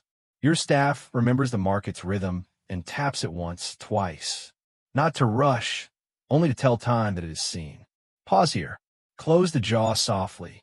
Let the fan at home pretend to be the small wind in these leaves. You're safe. Breathe, as if counting hats and candles with the children. A porter arrives with a cart of lime. He opens a sack and a ghost rises. The dust clings to everyone equally. Beadle, priest, gravedigger, you, democracy impale. One gravedigger says he dreams of white rain. The other says he dreams of quiet soil. You confess you dream of windows that open by themselves. They laugh, not unkindly. The verger mentions they bury at night sometimes by torch to ease the day's traffic. Torches make the yard look like a painting trying to remember its colors. He says owls attend more faithfully than some parishioners. A family arrives late, breathless, shoes muddy. They feared the cart, feared missing this farewell the way a man fears missing a last ship. The priest waits. Waiting is a sacrament few can afford, but today he spends it freely. You notice the corner where older stones lean like tired elders. Names rubbed into whispers, dates like half-heard prayers. A small stone has a carved lamb asleep forever, and you consider how sculptors teach stone to imagine softness. Debate wanders past and tips its hat. Did quick burial curb contagion or concentrated? Was opening the earth an airing of the city's grief, or of its miasma? Historians still argue. The ground remains politely noncommittal. A bell tolls from within, thin as a line of ink. The searchers, knitting vinegar, arrive with lists. They pass them to the verger, who tucks them near the ledger, paper married to paper. Near the wall, a fiddler plays so quietly you're not sure his sound or weather. The tune threads itself through the shovel's scrape and settles in the crease between sorrow and shore. You let it anchor your breath to something gentler than arithmetic. Light humor brushes the scene like a moth. One gravedigger scolds his spade for reading the same sentence twice. The priest smiles with his eyes. Even here, language keeps us from falling all the way in. A man asks whether his wife may keep her wedding ring. The verger nods quickly, embarrassed by the question. Another asks if the ground will be sanctified again when all this ends. Ground is never unsanctified. The priest answers, only tired. You step aside as the trench receives another. No spectacle, no gore, just the old choreography. Linen, lime, a blessing that lifts like a bird, and the soft thud of replaced earth. In the corner, a mason repairs a wall that gave up at last. He sets each stone like a word he doesn't want misunderstood. You think of your own sentences, scrawled at night under a candle that refuses to make extra light without extra oil. The sun tilts. Shadows lengthen into instructions to go home. But the yard asks for one more hour, and the city grants it, promising to borrow from the dark. A boy brings a bucket and a rag and wipes the gate's crossbar where hands have grazed it all day. He does not know he is a physician. He does not need the title to do the work. Pause again. Fan hum. And out. If your eyes are heavy, let them be. We can drift here and not be unkind. Before you leave, the verger presses a scrap of ribbon into your hand. From her bow, he says, nodding toward the woman who adjusted the shroud. You tuck it into your ledger, a bookmark between pages that would rather be blank. At the gate you look back. The trench is closing, earth smoothed with the tenderness of a bed made for someone who has already risen. Crows rehearse their evening arguments on a roofline and then forget their point. Well-known fact returns to check your pulse. The bills of mortality will record this day as a column, tidy digits, total at foot. But here it was not digits. It was breath and ribbon and lime that made the air taste of chalk. You adjust your mask, lenses clouding, then clearing. The priest raises 2 fingers in blessing without ceremony. You raise your staff in answer, because wood can learn a benediction. When you step back into the lane, London exhales. Somewhere a door opens for bread. Somewhere a watchman lights a brazier. Somewhere a child convinces a window to open a finger's width more. You aim your steps toward the next mercy. And though the churchyard is behind you, it walks with you for a while. The hush, the careful hands, the truth that even overflowing places learn how to hold. By late afternoon, the city remembers how to bargain. You find yourself in a lane that was once for ribbons and lace, now repurposed as insurance for the soul. Stalls bloom like stubborn flowers, charms, medals, prayer cards, bottles with labels that read more like lullabies than Latin. They call it the survivor's market. The untouched come here to buy reasons for their luck, and the touched come to buy a second chance disguised as tin, string, and smoke. A woman waves you over with a tray of medals stamped with Saint Roch, patron against plague, his carved sword displayed with serene confidence. She sells them on short strings, easy to tie to a child's wrist. You remember the boy who warned strangers to stay in. You buy one and pocket its small, bright gravity. Next stall, paper triangles with abracadabra written in tapering lines, each row losing a letter until only a point remains. Well-known fact. You murmur to your ledger memory. The charm has long been worn against fevers, words shrinking as illness should. The vendor smiles as if you've paid him with a sentence instead of a coin. A man in a tall hat lifts a vial of plague cordial, wine, spices, and a rumor of unicorn horn. He's rehearsed his patter until the syllables snap like drumsticks. You angle your beak. He lowers the price before you speak, a professional courtesy between fellow storytellers. A beggar widow displays tiny glass bottles filled with rosemary, a pin, and a curl of thread. House charms, she whispers. Hung by the hearth, they catch what the nose misses. You buy 2, not for proof, for mercy. Mercy, in London, is measured in little bottles. Across the lane a man spreads medals. Coins with holes drilled cleanly through, touch pieces and keepsakes. King's coin, he boasts, for king's evil and other ills. Keep it close to your skin. You think of the court far from London, of ceremonies paused and pockets still believing. Curiosity leans in. Even a pierced coin becomes a liturgy when a thread is added. The posy seller from Cheapside appears, red thread looped around her wrist, like a promise she won't break. She has broadened her trade. Now the posies come with copybook prayers tucked into their stems. Hold it to your nose, she says, and to your heart. You do both, for show and for you. Pause a moment. Let your shoulders drop. Let your breath soften behind the lenses. Fan hum, street murmur, even rhythm. You're safe here. We'll wander slowly. At the alley's bend, a tinker sells little pewter hands, charms against the evil eye. Beside him, a seamstress offers blue ribbons meant for angels to pin above a bed. A mother buys one and fingers it like a rosary that has forgotten its beads. The apothecary's apprentice finds you again, hair straying from its pins. She has stitched sachets into small hearts. Pocket weather, she says, recalling her own joke with a proud blush. You buy a dozen and ask her to keep the change. She doesn't thank you with words. She straightens, as if new air had found her sternum. A preacher on a crate shouts that repentance is the only cure. He points at your beak and calls it a bird sent from Babylon. Someone laughs. Someone else crosses themselves. You tip the brim of your hat, a courtly bow to his certainty, and the market exhales. Historians still argue whether these markets were exploitation or consolation.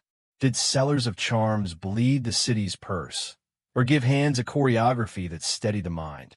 You've learned that steadiness is its own prophylactic.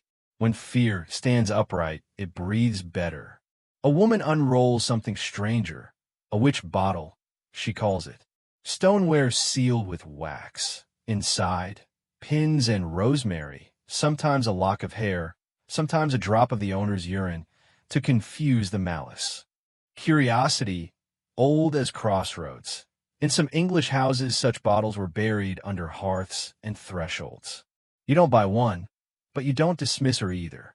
Some rituals are maps drawn by ancestors across foggy fields. Even if the path is wrong, the walking keeps you warm. Like humor strolls past in a hat with a feather. A seller of anti-plague gloves offers leather so stiff that no hand can bend enough to touch anything risky. Guaranteed to prevent sin, too, he crows. A customer wiggles his fingers uselessly and calls that worth the price. You stop by a stall of printed sheets, charms shaped like houses, prayers shaped like birds, instructions to fumigate your letters with rosemary, as if smoke could proofread your fate. Remember the letters from Gravesend? You picture the pierced edges, the vinegar dots like tiny moons. The stallkeeper presses a fresh sheet into your glove. Free for physicians, she says. You carry enough weight. Pause. And out. Eyelids relax. Let the market's chatter turn to soft surf. Near the end of the row, a man with a careful beard invites you to a demonstration. He produces a glass of water and dips a medallion thrice. Observe, he says, how purity learns manners when addressed in Latin. The water looks like water. You commend his Latin. He bows anyway, pleased that performance found an audience. A group gathers around a board where a chalk calendar lists lucky and unlucky days to leave one's house. An astrologer traces Mars and Saturn with a stubby finger, explaining that certain hours hold their breath and others exhale safely. Well-known fact. Almanacs and astrologers did brisk trade in 1665. Even physicians checked the sky before bleeding a patient or beginning a journey. You note the hour you prefer for windows, the hour you prefer for tea. Perhaps that is belief enough. The bells try a few notes and then rest, like a fiddler testing a string. The survivor's market continues its commerce of reassurance. Posies for noses, prayers for pockets, ribbons for angels, coins for skin, sachets for sternums. You buy small things until your satchel feels like a chorus humming at your side. A little boy, no taller than your staff's handle, stares up at your lenses. Are you lucky? He asks. Today, you say. He nods gravely and offers you a charm.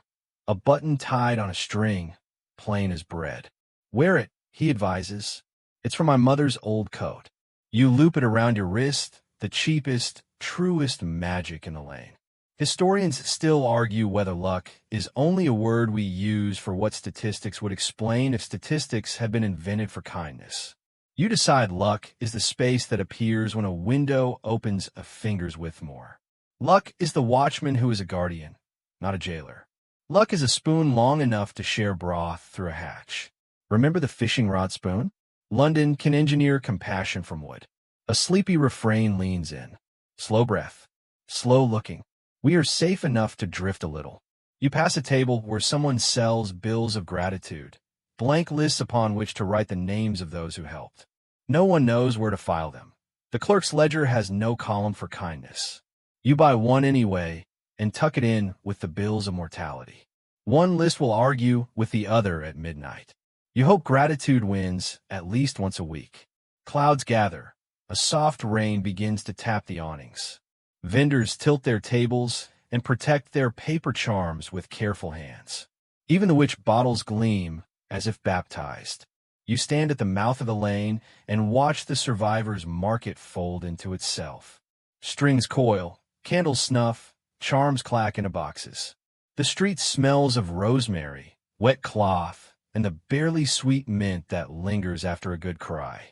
As the last stall is tied shut, the posy seller presses a sprig into your glove, unasked. "For your beak," she says. "For your heart," you answer, and she smiles because for once the exchange rate is fair. You turn toward the next parish. The satchel bumps your hip with all its little promises. Are you lighter because of them, or heavier? Historians still argue whether hope is ballast or sail. Tonight, you choose sail. The lane grows quiet. Somewhere, a watchman adjusts his brazier. Somewhere, a child tucks a blue ribbon above a bed. Somewhere, a button on a string becomes a mother's hand that doesn't let go. You lengthen your stride. The sky darkens by degrees you can count with your breath.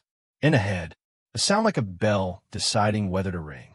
The market is over for the day, but the night has its own stall yet to open, and the worst may have saved something special for you. Morning brings a different kind of quiet, an official quiet. The city's breath feels measured, as if it's waiting for someone to count it. You find a printed sheet nailed to a post near the parish gate. By order of the Lord Mayor, for the preventing and avoiding of infection of the plague. The letters stand straight like soldiers who haven't yet seen battle. They are meant to be reassuring. They are not. Well-known fact. London's plague orders of 1665 tightened control over life and air alike. Every household visited, every infection recorded, every rumor subject to punishment. The city wrote laws faster than it could bury the results. A watchman points at the poster. More guard for the shut houses, he says. Fines for any caught at window or door. He doesn't look happy about enforcement. He looks like a man hired to chain his own street. You walk with him toward a block newly sealed. He explains the new rules in the rhythm of habit. No goods in or out. No gatherings larger than 6. Alehouses closed by dusk. Dogs destroyed. Fires kept by order. Each line sounds like scripture read too many times to believe. Inside one marked house, a boy peers through a slit of wood and says, "Are we prisoners?" The watchman doesn't answer. You do. You're protectors. He blinks, uncertain whether that's truth or anesthesia. You inspect the cross on the door, the wax seal, the rope nailed fast. Protection and punishment look the same in red paint. At the next corner, a constable unfurls another proclamation. It announces searchers and chirurgeons empowered to enter homes and declare the cause of death, to quarantine the living beside the dead, to burn bedding and clothing. The parchment crackles as it's nailed. The sound makes passers-by flinch as if struck. You sign beneath the constable's seal, witness to bureaucracy disguised as medicine. He mutters, "We make the living fear us more than the pest." You reply softly, "Fear obeys orders. Hope never did." He laughs once, quietly enough to keep his job. At the Guildhall, clerks copy the orders by hand, stacks of parchment like pale bricks building a wall across the city. One clerk dips his pen too deep and blots a name out of existence. He shrugs. Better to vanish on paper than in the street. Dark humor travels faster than rats. Historians still argue whether these measures helped or worsened the toll. Whether sealing families inside spread plague like fire in a closed room, or whether opening the city sooner would have turned London into a single vast pit. Every century answers according to its own quarantines. You attend a meeting of parish officials in a hall smelling of wax and vinegar. The mayor's agent reads aloud from the orders. No person shall remove goods or bedding out of any infected house. Every visitation shall be recorded and reported to the Lord Mayor. Every house visited shall be shut for 1 month after infection appears. Watchmen shall keep constant guard and be provided with meat and drink by the parish. He clears his throat and adds, almost kindly, those watchmen will likely not survive. No one writes that line down. Outside, you find the watchman from the Red Cross house again. He's built himself a small lean-to of canvas beside the door. I can hear them crying through the wood, he says.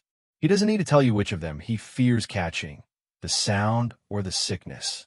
You offer him a bottle of vinegar. He pours some on his hands and lets it drip between his fingers, eyes closed. Smells like punishment, he murmurs.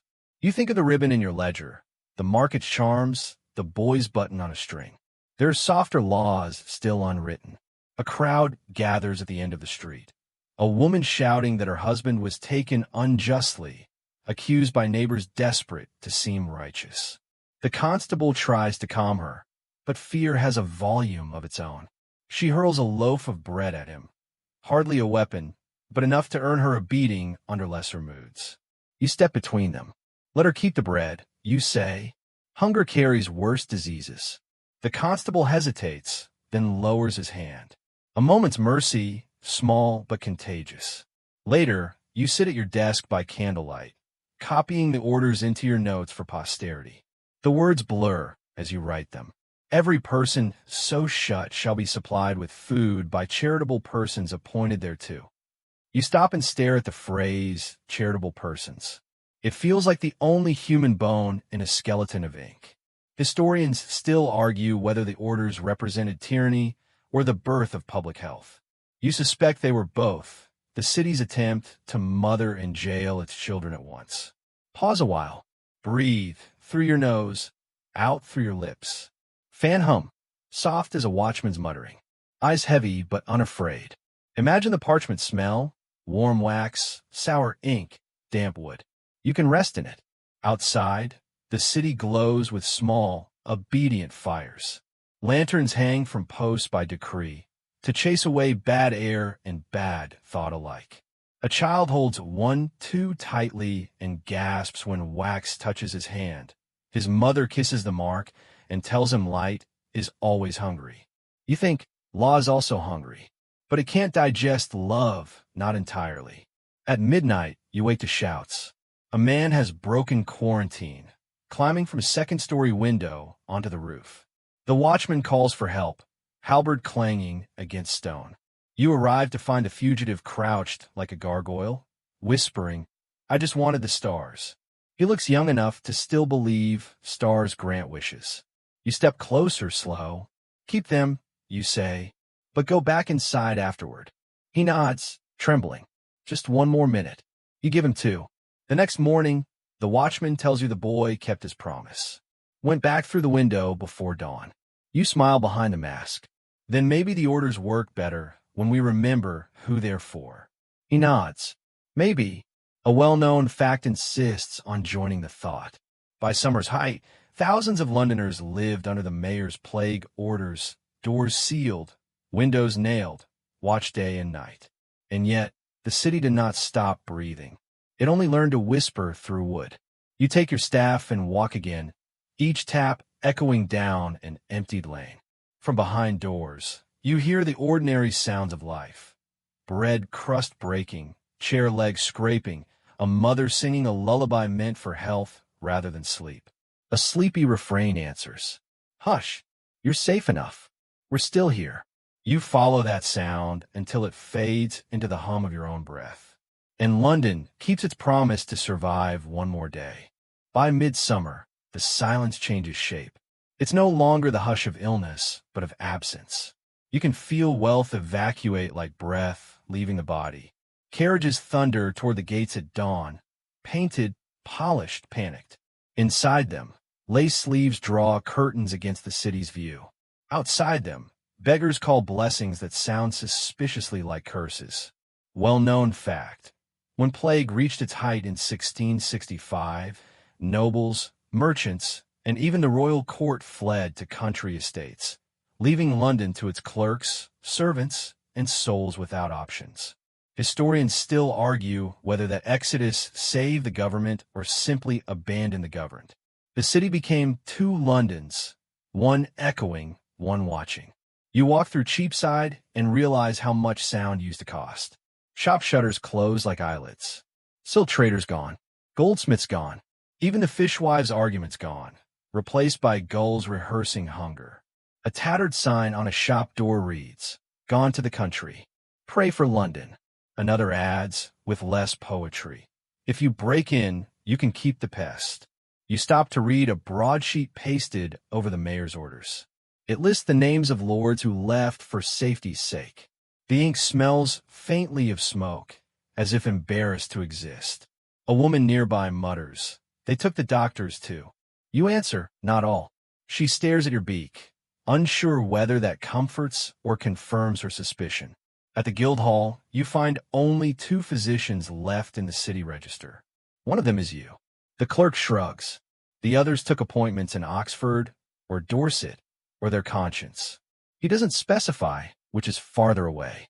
He offers you tea brewed over a charcoal brazier. "London's safest doctor drinks what's left," he says. Light humor, dark flavor. You walk to the river. The ferrymen still work. The Thames remains democratic. But even the boats look lonely, half the passengers missing, half the laughter stolen.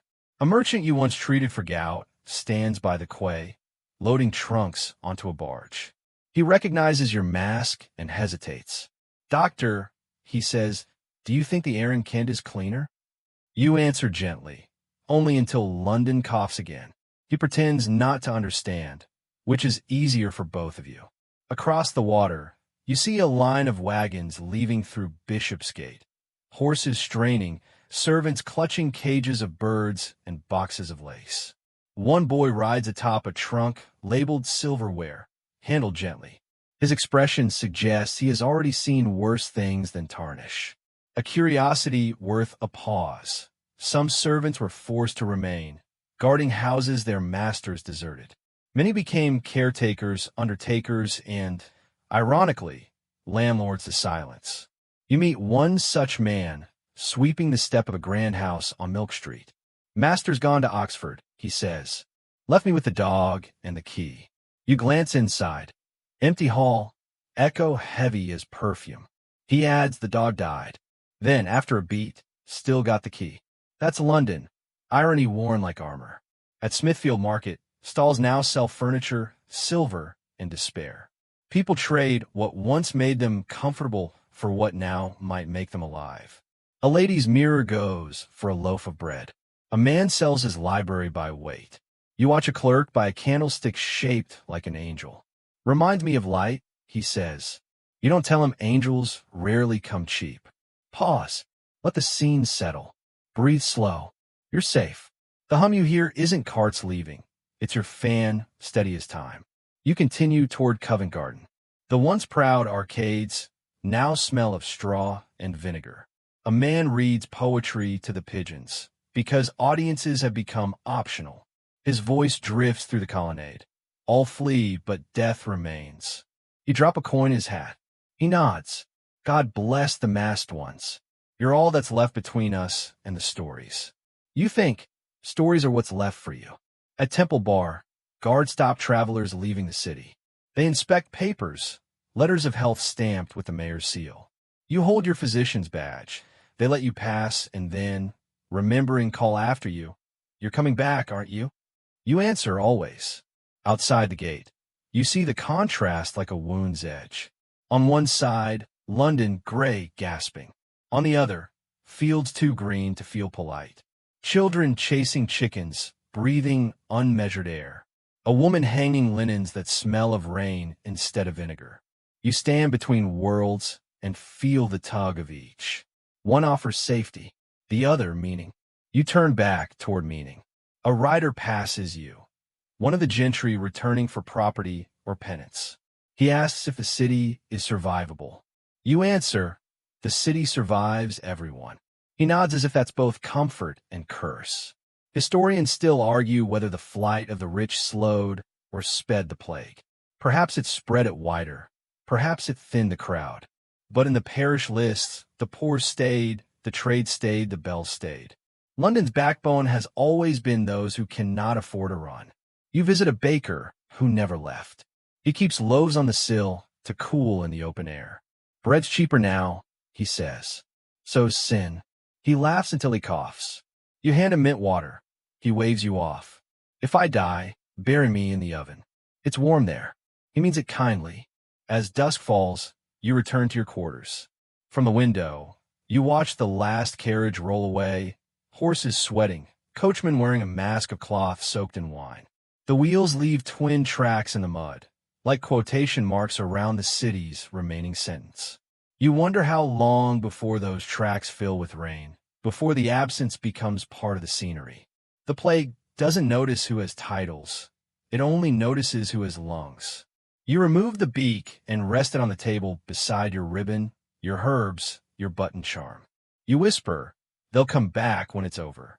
The mask doesn't answer, but the silence sounds like agreement. Pause. Exhale. If your eyes are heavy, let them fall. You're safe. London keeps watch. And outside, in the emptied streets, the city folds its loneliness into lullabies of echo and wind, waiting for the rich to remember what they left behind. Night doesn't just fall in plague-time London, it prowls. By now, you've learned the difference between honest darkness and the kind that listens. This one listens. You follow the faint clang of a shovel where no church bell dares to ring. In a yard behind an abandoned tavern, 3 figures work by lantern light. They dig fast, whisper faster. Their shadows dig alongside them. 4 thieves for the price of 3. You watch from the edge of the light, your beak glinting like a crescent moon. One of the men hisses, "Doctor," and nearly drops his spade. You step forward slowly, letting the mask do the talking, only reclaiming what the plague won't need. The oldest says, his grin missing more teeth than it keeps. He gestures toward a sack. Rings, buckles, a locket still warm from someone's remembering. Well-known fact. London's plague pits and graveyards were frequent targets of robbers who stripped bodies for valuables, claiming the dead won't miss them. Some were caught and whipped. Others vanished into alleys too narrow for conscience. Bodies carry contagion. You warn. So does hunger, the old man replies. He's not wrong. A younger thief opens the sack, offering a trade. Help us clean him proper, doctor, and you'll get your share. He means disinfect, not absolve. You shake your head. My payment's quieter. He laughs. Then you're in the wrong city. The third one, a woman with sleeves rolled up and eyes sharp as frost, leans on her spade. Don't preach, she says. We dig for London same as you. You save their breath. We save their gold. Balance. You respect her arithmetic. A dog barks from somewhere distant. The thieves freeze. The woman hisses, shut the lantern. But you raise your hand instead. Keep it lit, you say softly. Dark invites worse things than watchmen. They listen. They always do when you sound sure. Certainty is the city's last currency. The woman opens a small jar of vinegar. You smell angelica and fear. She dips a rag and wipes her hands like a surgeon. Curiosity. Some thieves carried vinegar-soaked cloths, believing they could steal safely if they smelled virtuous. Historians still argue whether that counts as faith or farce. You decide both. You glance into the shallow grave. 3 bodies, side by side, shrouds thin as size. The thieves were quick, but not cruel. They remove rings gently, close fingers again. They speak to the dead the way barbers talk to customers. Polite, professional, efficient. You murmur a line of Latin, half remembered, for sound rather than sense. They pause, nodding as if they approve the rhythm. The woman says, "Good blessing," keeps the fleas confused. You almost laugh. Almost. Pause. Let your own breath slow. You're safe. Lantern flicker. Fan hum. The same. When they finish, they pile the soil back neatly. The youngest wipes his brow with a scrap of linen. He doesn't notice the embroidered initials.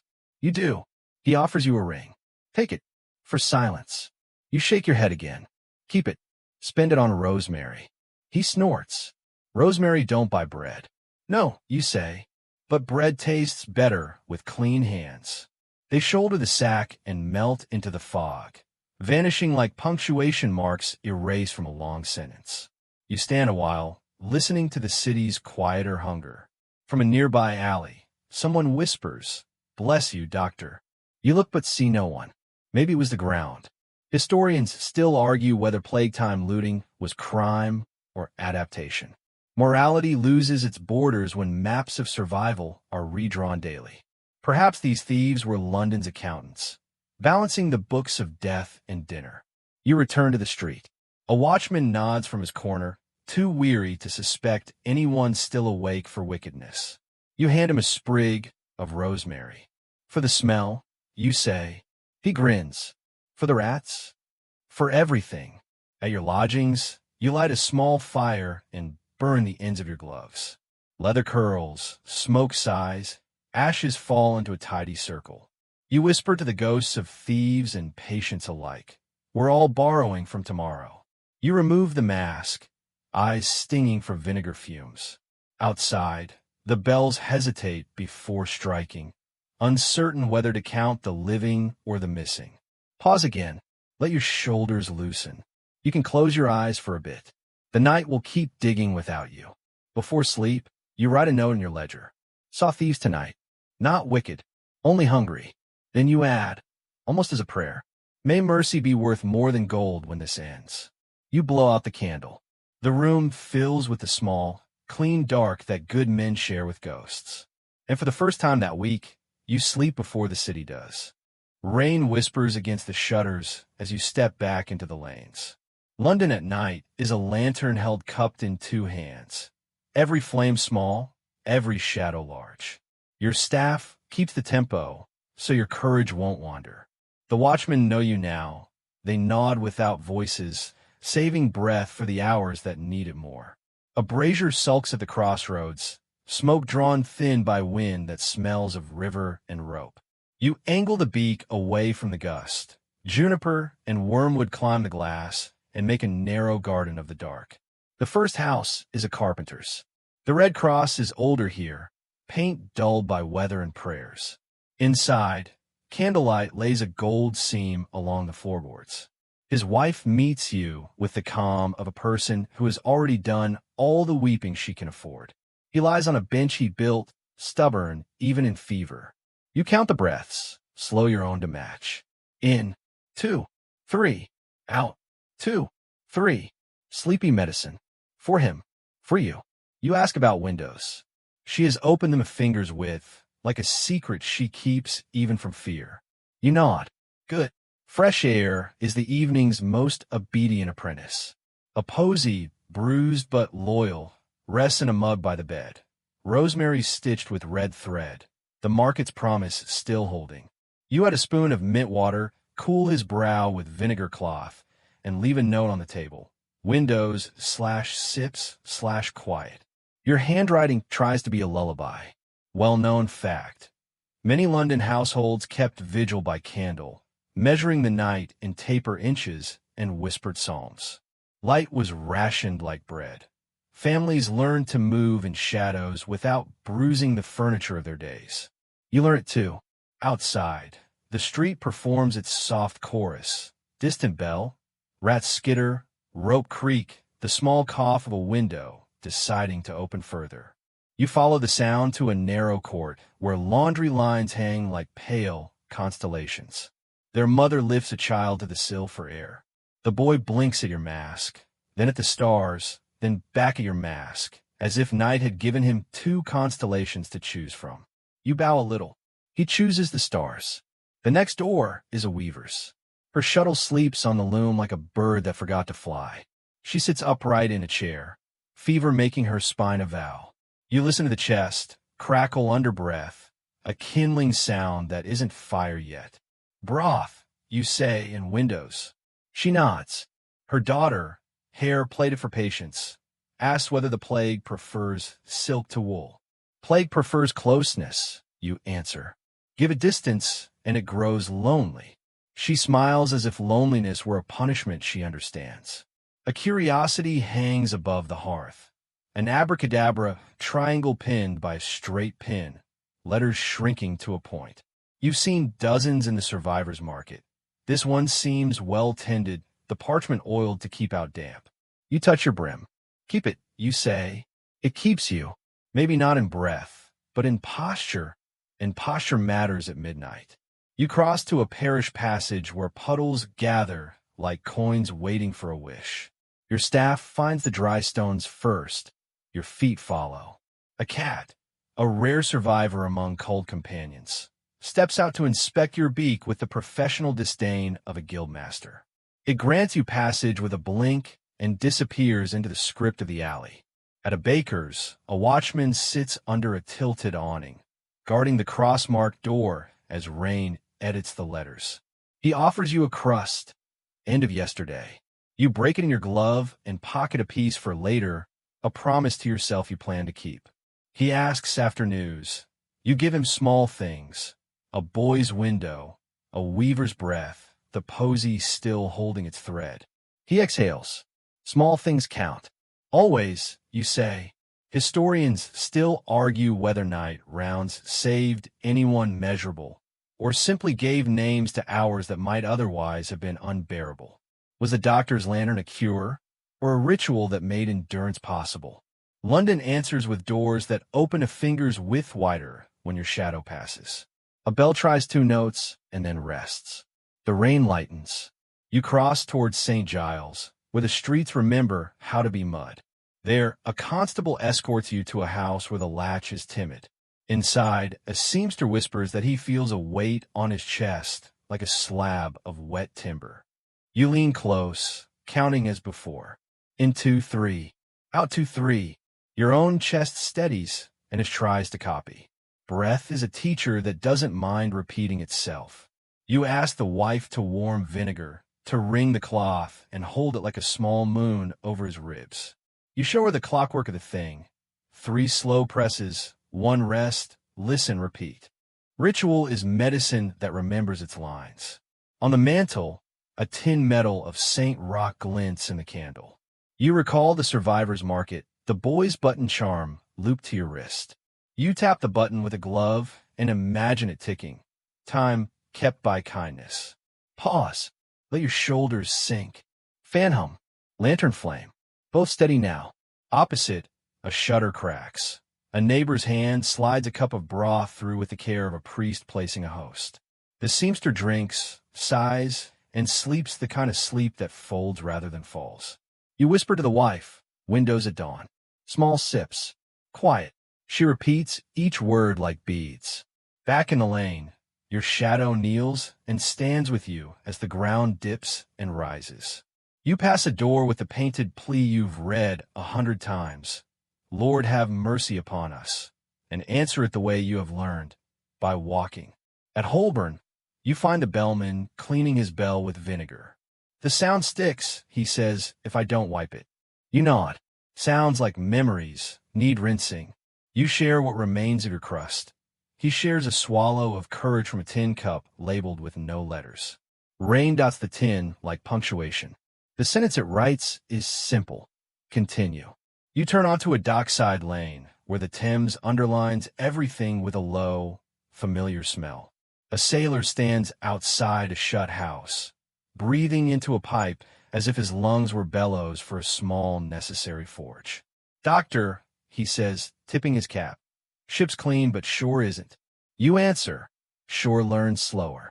He laughs once, without humor, and smokes for both of you. A lamp behind warped glass catches your reflection. Bird-headed, coat glistening, staff held like a borrowed oath. You raise it slightly toward the window you have become. Behind the glass, someone raises a candle in answer, 2 lights arguing gently with the weather. Another curiosity. Along the eaves, a line of blue ribbons tied by mothers who believe angels notice color. Believe is skill, you think, not gullibility, but the craft of choosing which thread to hold when the fabric complains. You hold the air, windows, water, quiet. Others hold to ribbons. Together, you might yet make a net. On Bishopsgate, a priest moves like a shadow with a book, cloth over his mouth, blessing by gesture when voice fails. He nods to you, a colleague in a different grammar. You nod back. Translation is simple at night. Everything means stay. Well-known fact returns with its careful shoes. The city ordered lanterns hung at corners to keep miasma from nesting in darkness. Whether or not it worked for pestilence, it worked for people. Children sleep easier when corners glow. Grown men, too. The hour deepens. Your beak fogs and clears. Your hand smells of oil and rosemary through the glove. You write one note on your slate by candle. Weaver improving. Carpenter steady. Seamster watch. 3 words that pass for a prayer. A final house, a narrow stair, a girl with eyes like candle cups. Her mother asks if morning will bring change. It always does, you say.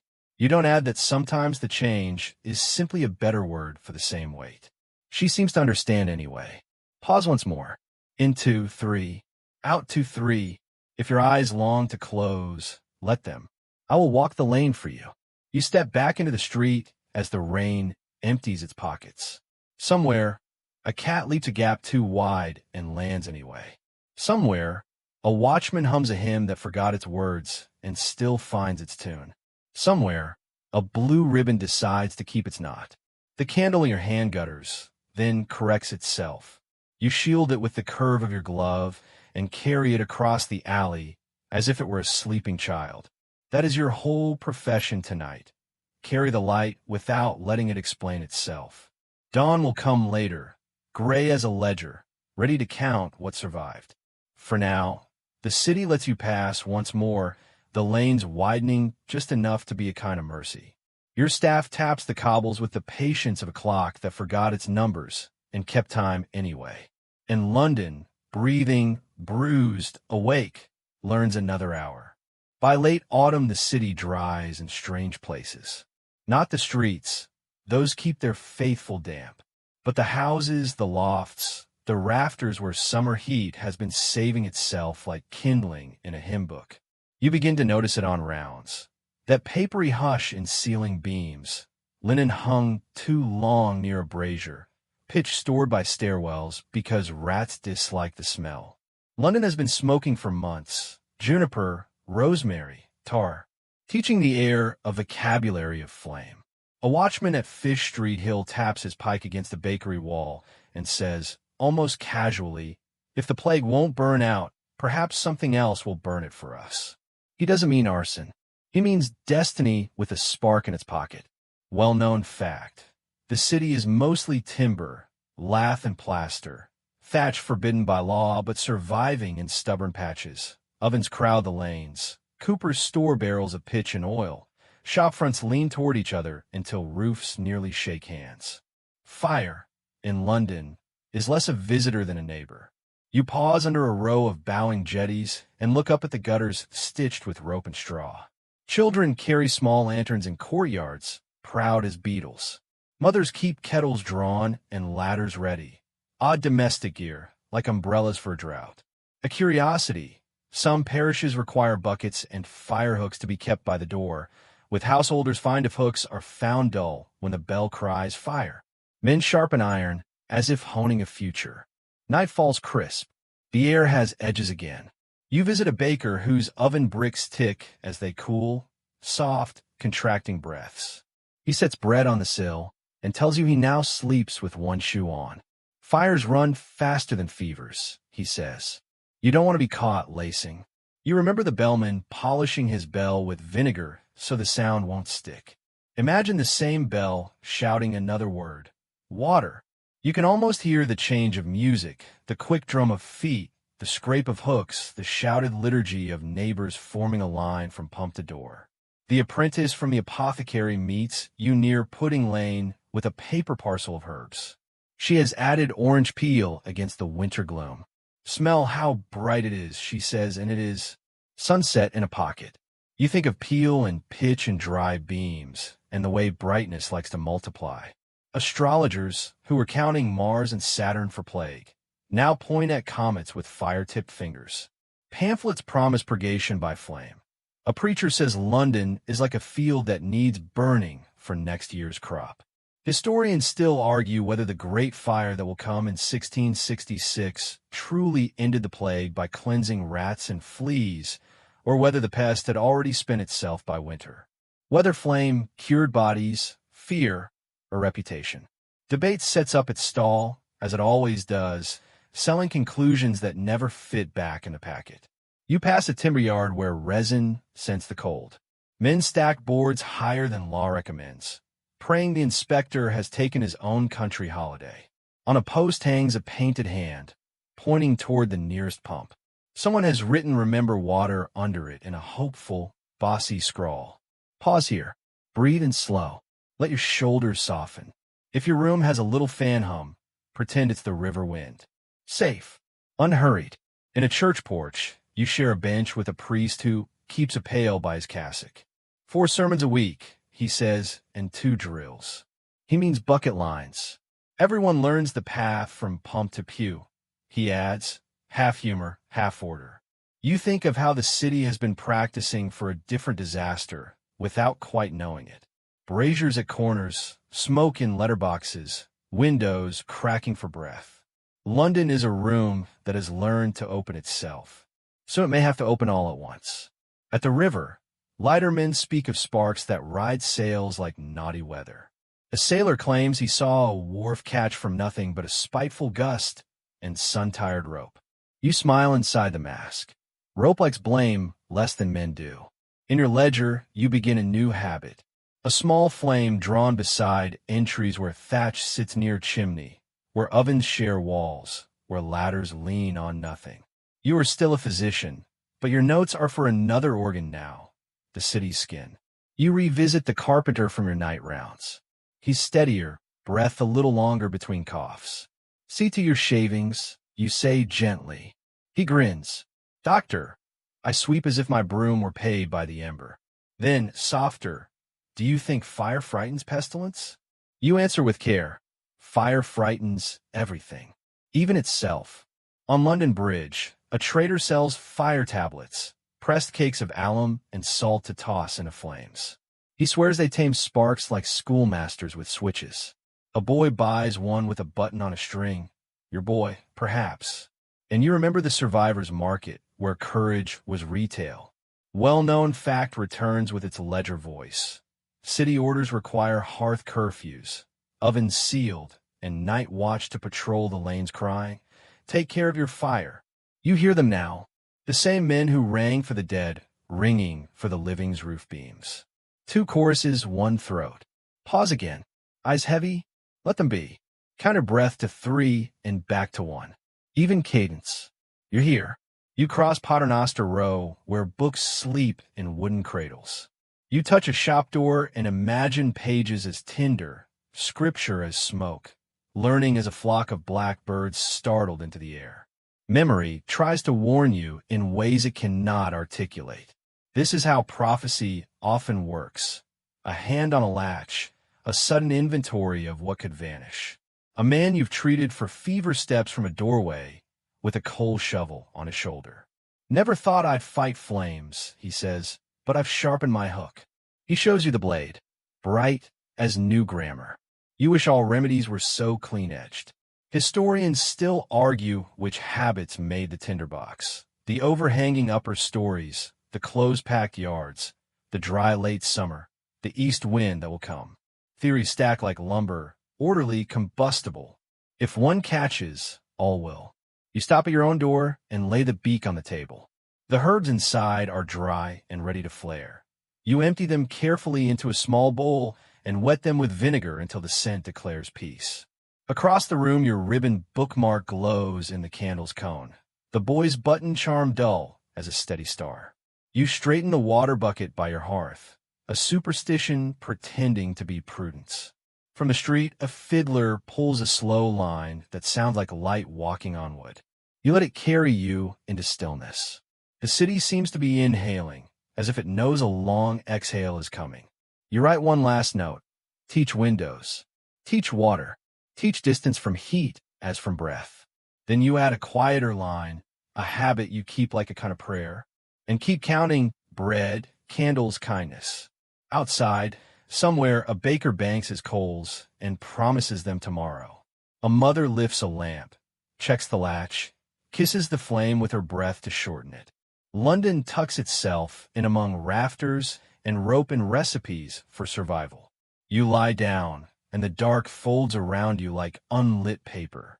Sleep arrives with the smell of orange peel and rain. The mask rests, the staff rests, the ledger closes its eyes.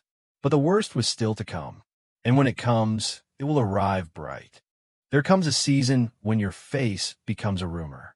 You catch yourself shaving by touch, not by mirror. The glass fogs so quickly under the beak that you stop trying. You've begun to speak to the mask as if it were a colleague who always agrees. It sits on the table like a small moon at rest. Leather dark, lenses pale, beak curved with an opinion it never states. When you lift it, the skin along your temples remembers the weight before your hands do. You inventory your pockets, ribbon from the churchyard, button on a string from the survivor's lane, a sachet stitched into a heart by the apprentice, the Saint Rock medal, a folded page from the bills of mortality. Objects that refuse to be only themselves. Each one smells faintly of rosemary, as if London is trying to standardize memory. You think of the carpenter, the weaver, the seamster. You can still picture their windows opening a finger's width more, but their faces blur at the edges. It is the windows you recall most clearly. Light making little vows across the sill. Pause. In 2, 3. Out 2, 3. Let your shoulders fall. You're safe with me. A well-known fact threads into your thoughts. Engraver Wenceslaus Haller sketched a London that would soon be changed forever, its streets, spires, and clutter fixed to copper before flame and time did their edits. You've seen his prints in a bookseller's shop, cities that look quiet because paper can't record bells. You imagine him walking this year with you, measuring alleys with an eye like a ledger. Night brings the familiar rounds. Morning brings the ledger again. Between them sits the mask, the hinge of your hours. You wipe its lenses with vinegar, rub oil into its creases, pack the beak with fresh herbs, mint and wormwood, and a cousin of courage. You cannot smell yourself anymore, only the garden you wear. Once you remove the mask in a pantry to drink water and catch a whiff of your own breath, foreign as a stranger. You put the mask back on to feel at home. Curiosity. Some keep a looking glass veiled in rooms of the sick, not from modesty, but from superstition. Mirrors were said to trap souls or reflect illness back into the skin. You've seen cloths draped like slow snow, corners pinned with blue ribbon so angels won't forget which way to lean. You adopt the habit without saying you have. Your own mirror learns the comfort of linen. The parish clerk asks your given name one afternoon, and you hesitate half a second too long. The mask answers faster than you do, nodding as if to cover the stutter. He looks up, puzzled, then writes your name carefully, as if rehabilitating it from neglect. You try to remember childhood. You find scenes and scents. Wet hay, goose quills, a winter orange past between cousins at Epiphany. But the faces are sketches. The plague, you think, is a schoolmaster that drills forgetting as survival. Remember the steps, not the dancers. Pause again. Let your jaw unhook. Fan hum equals river hum. You can drift. A watchman remarks that you walk like a clock, same pace, same turn of the wrist. He is not wrong. Your staff has become a pendulum that ticks in wood. Even your prayers have acquired metronomes. Windows/sips/quiet.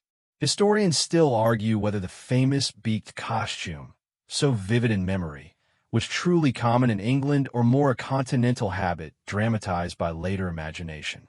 Some say the leather coat and beak were rare in London. Others point to accounts and engravings that insist upon the bird.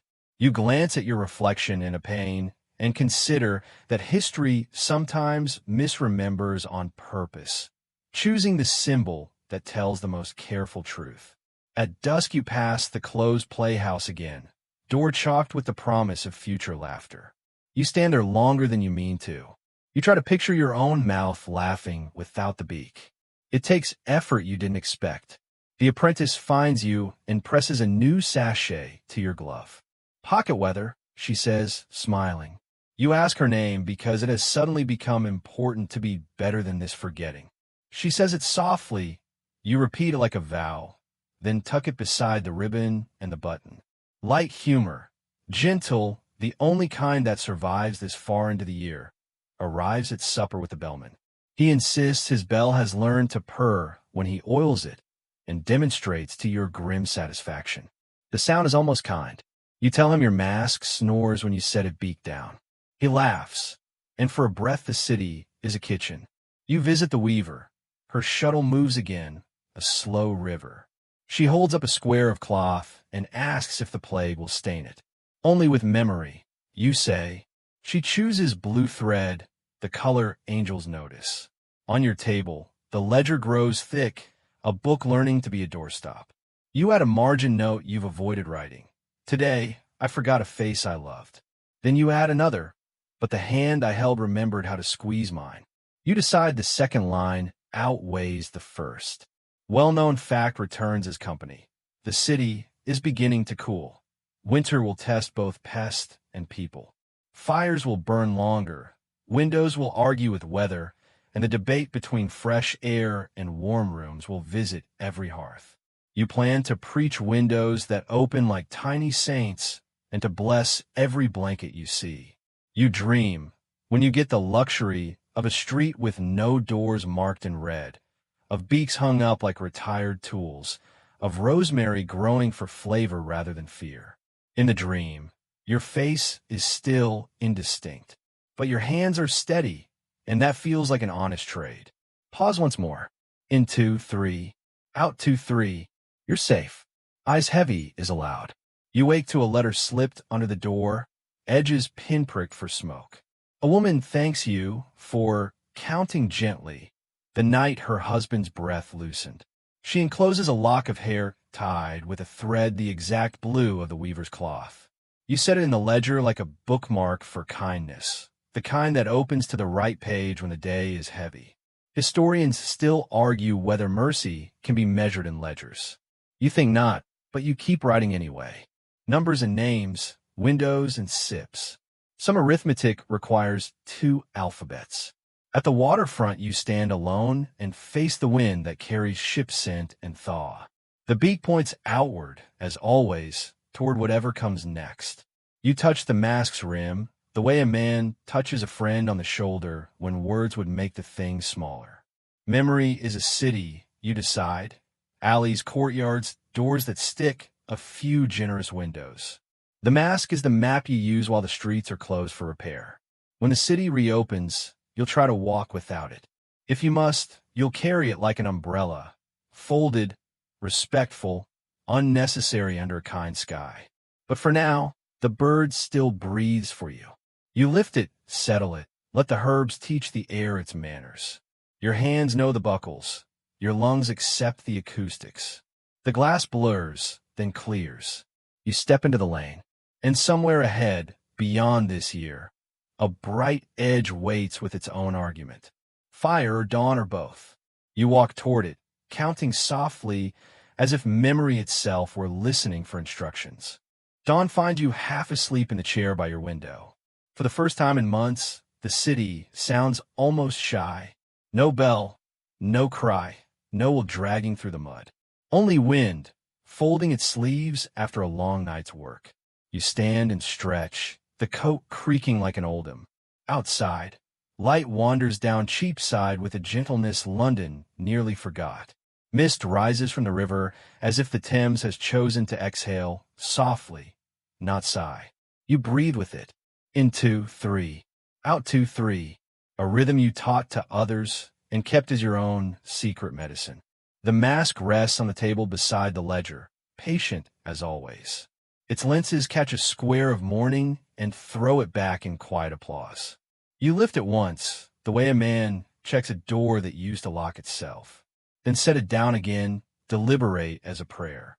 The city begins to wake. Doors open wider than a finger's width.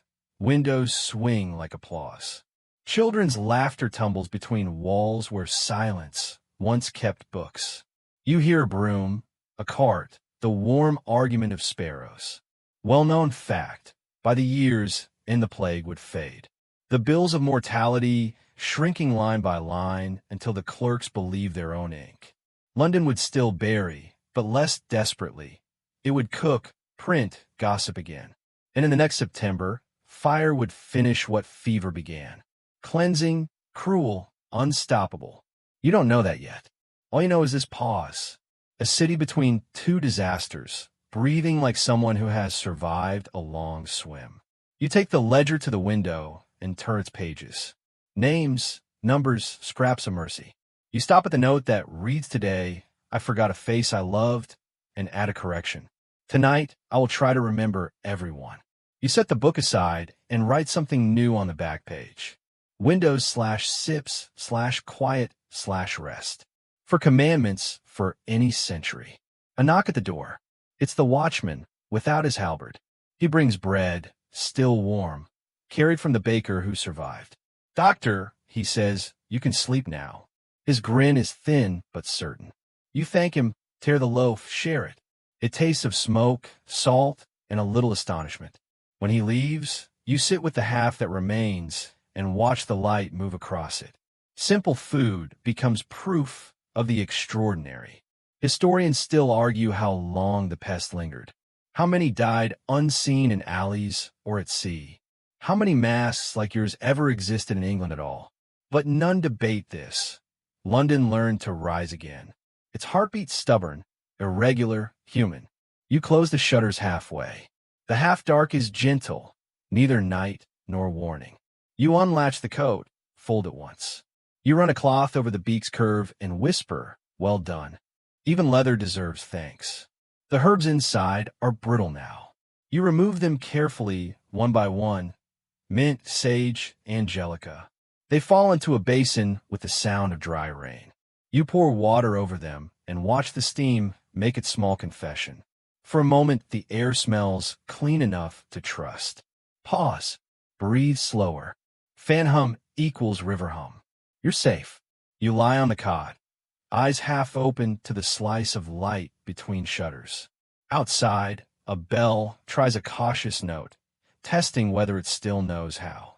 Inside, your hands rest palm up, the shape of letting go.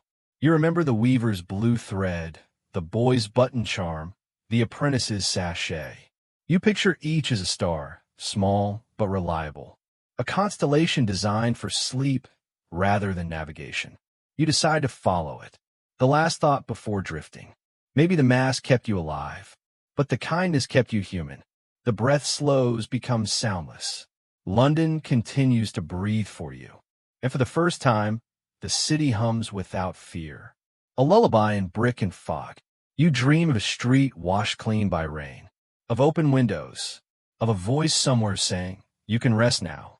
The river answers with its long, low yes. Sweet dreams.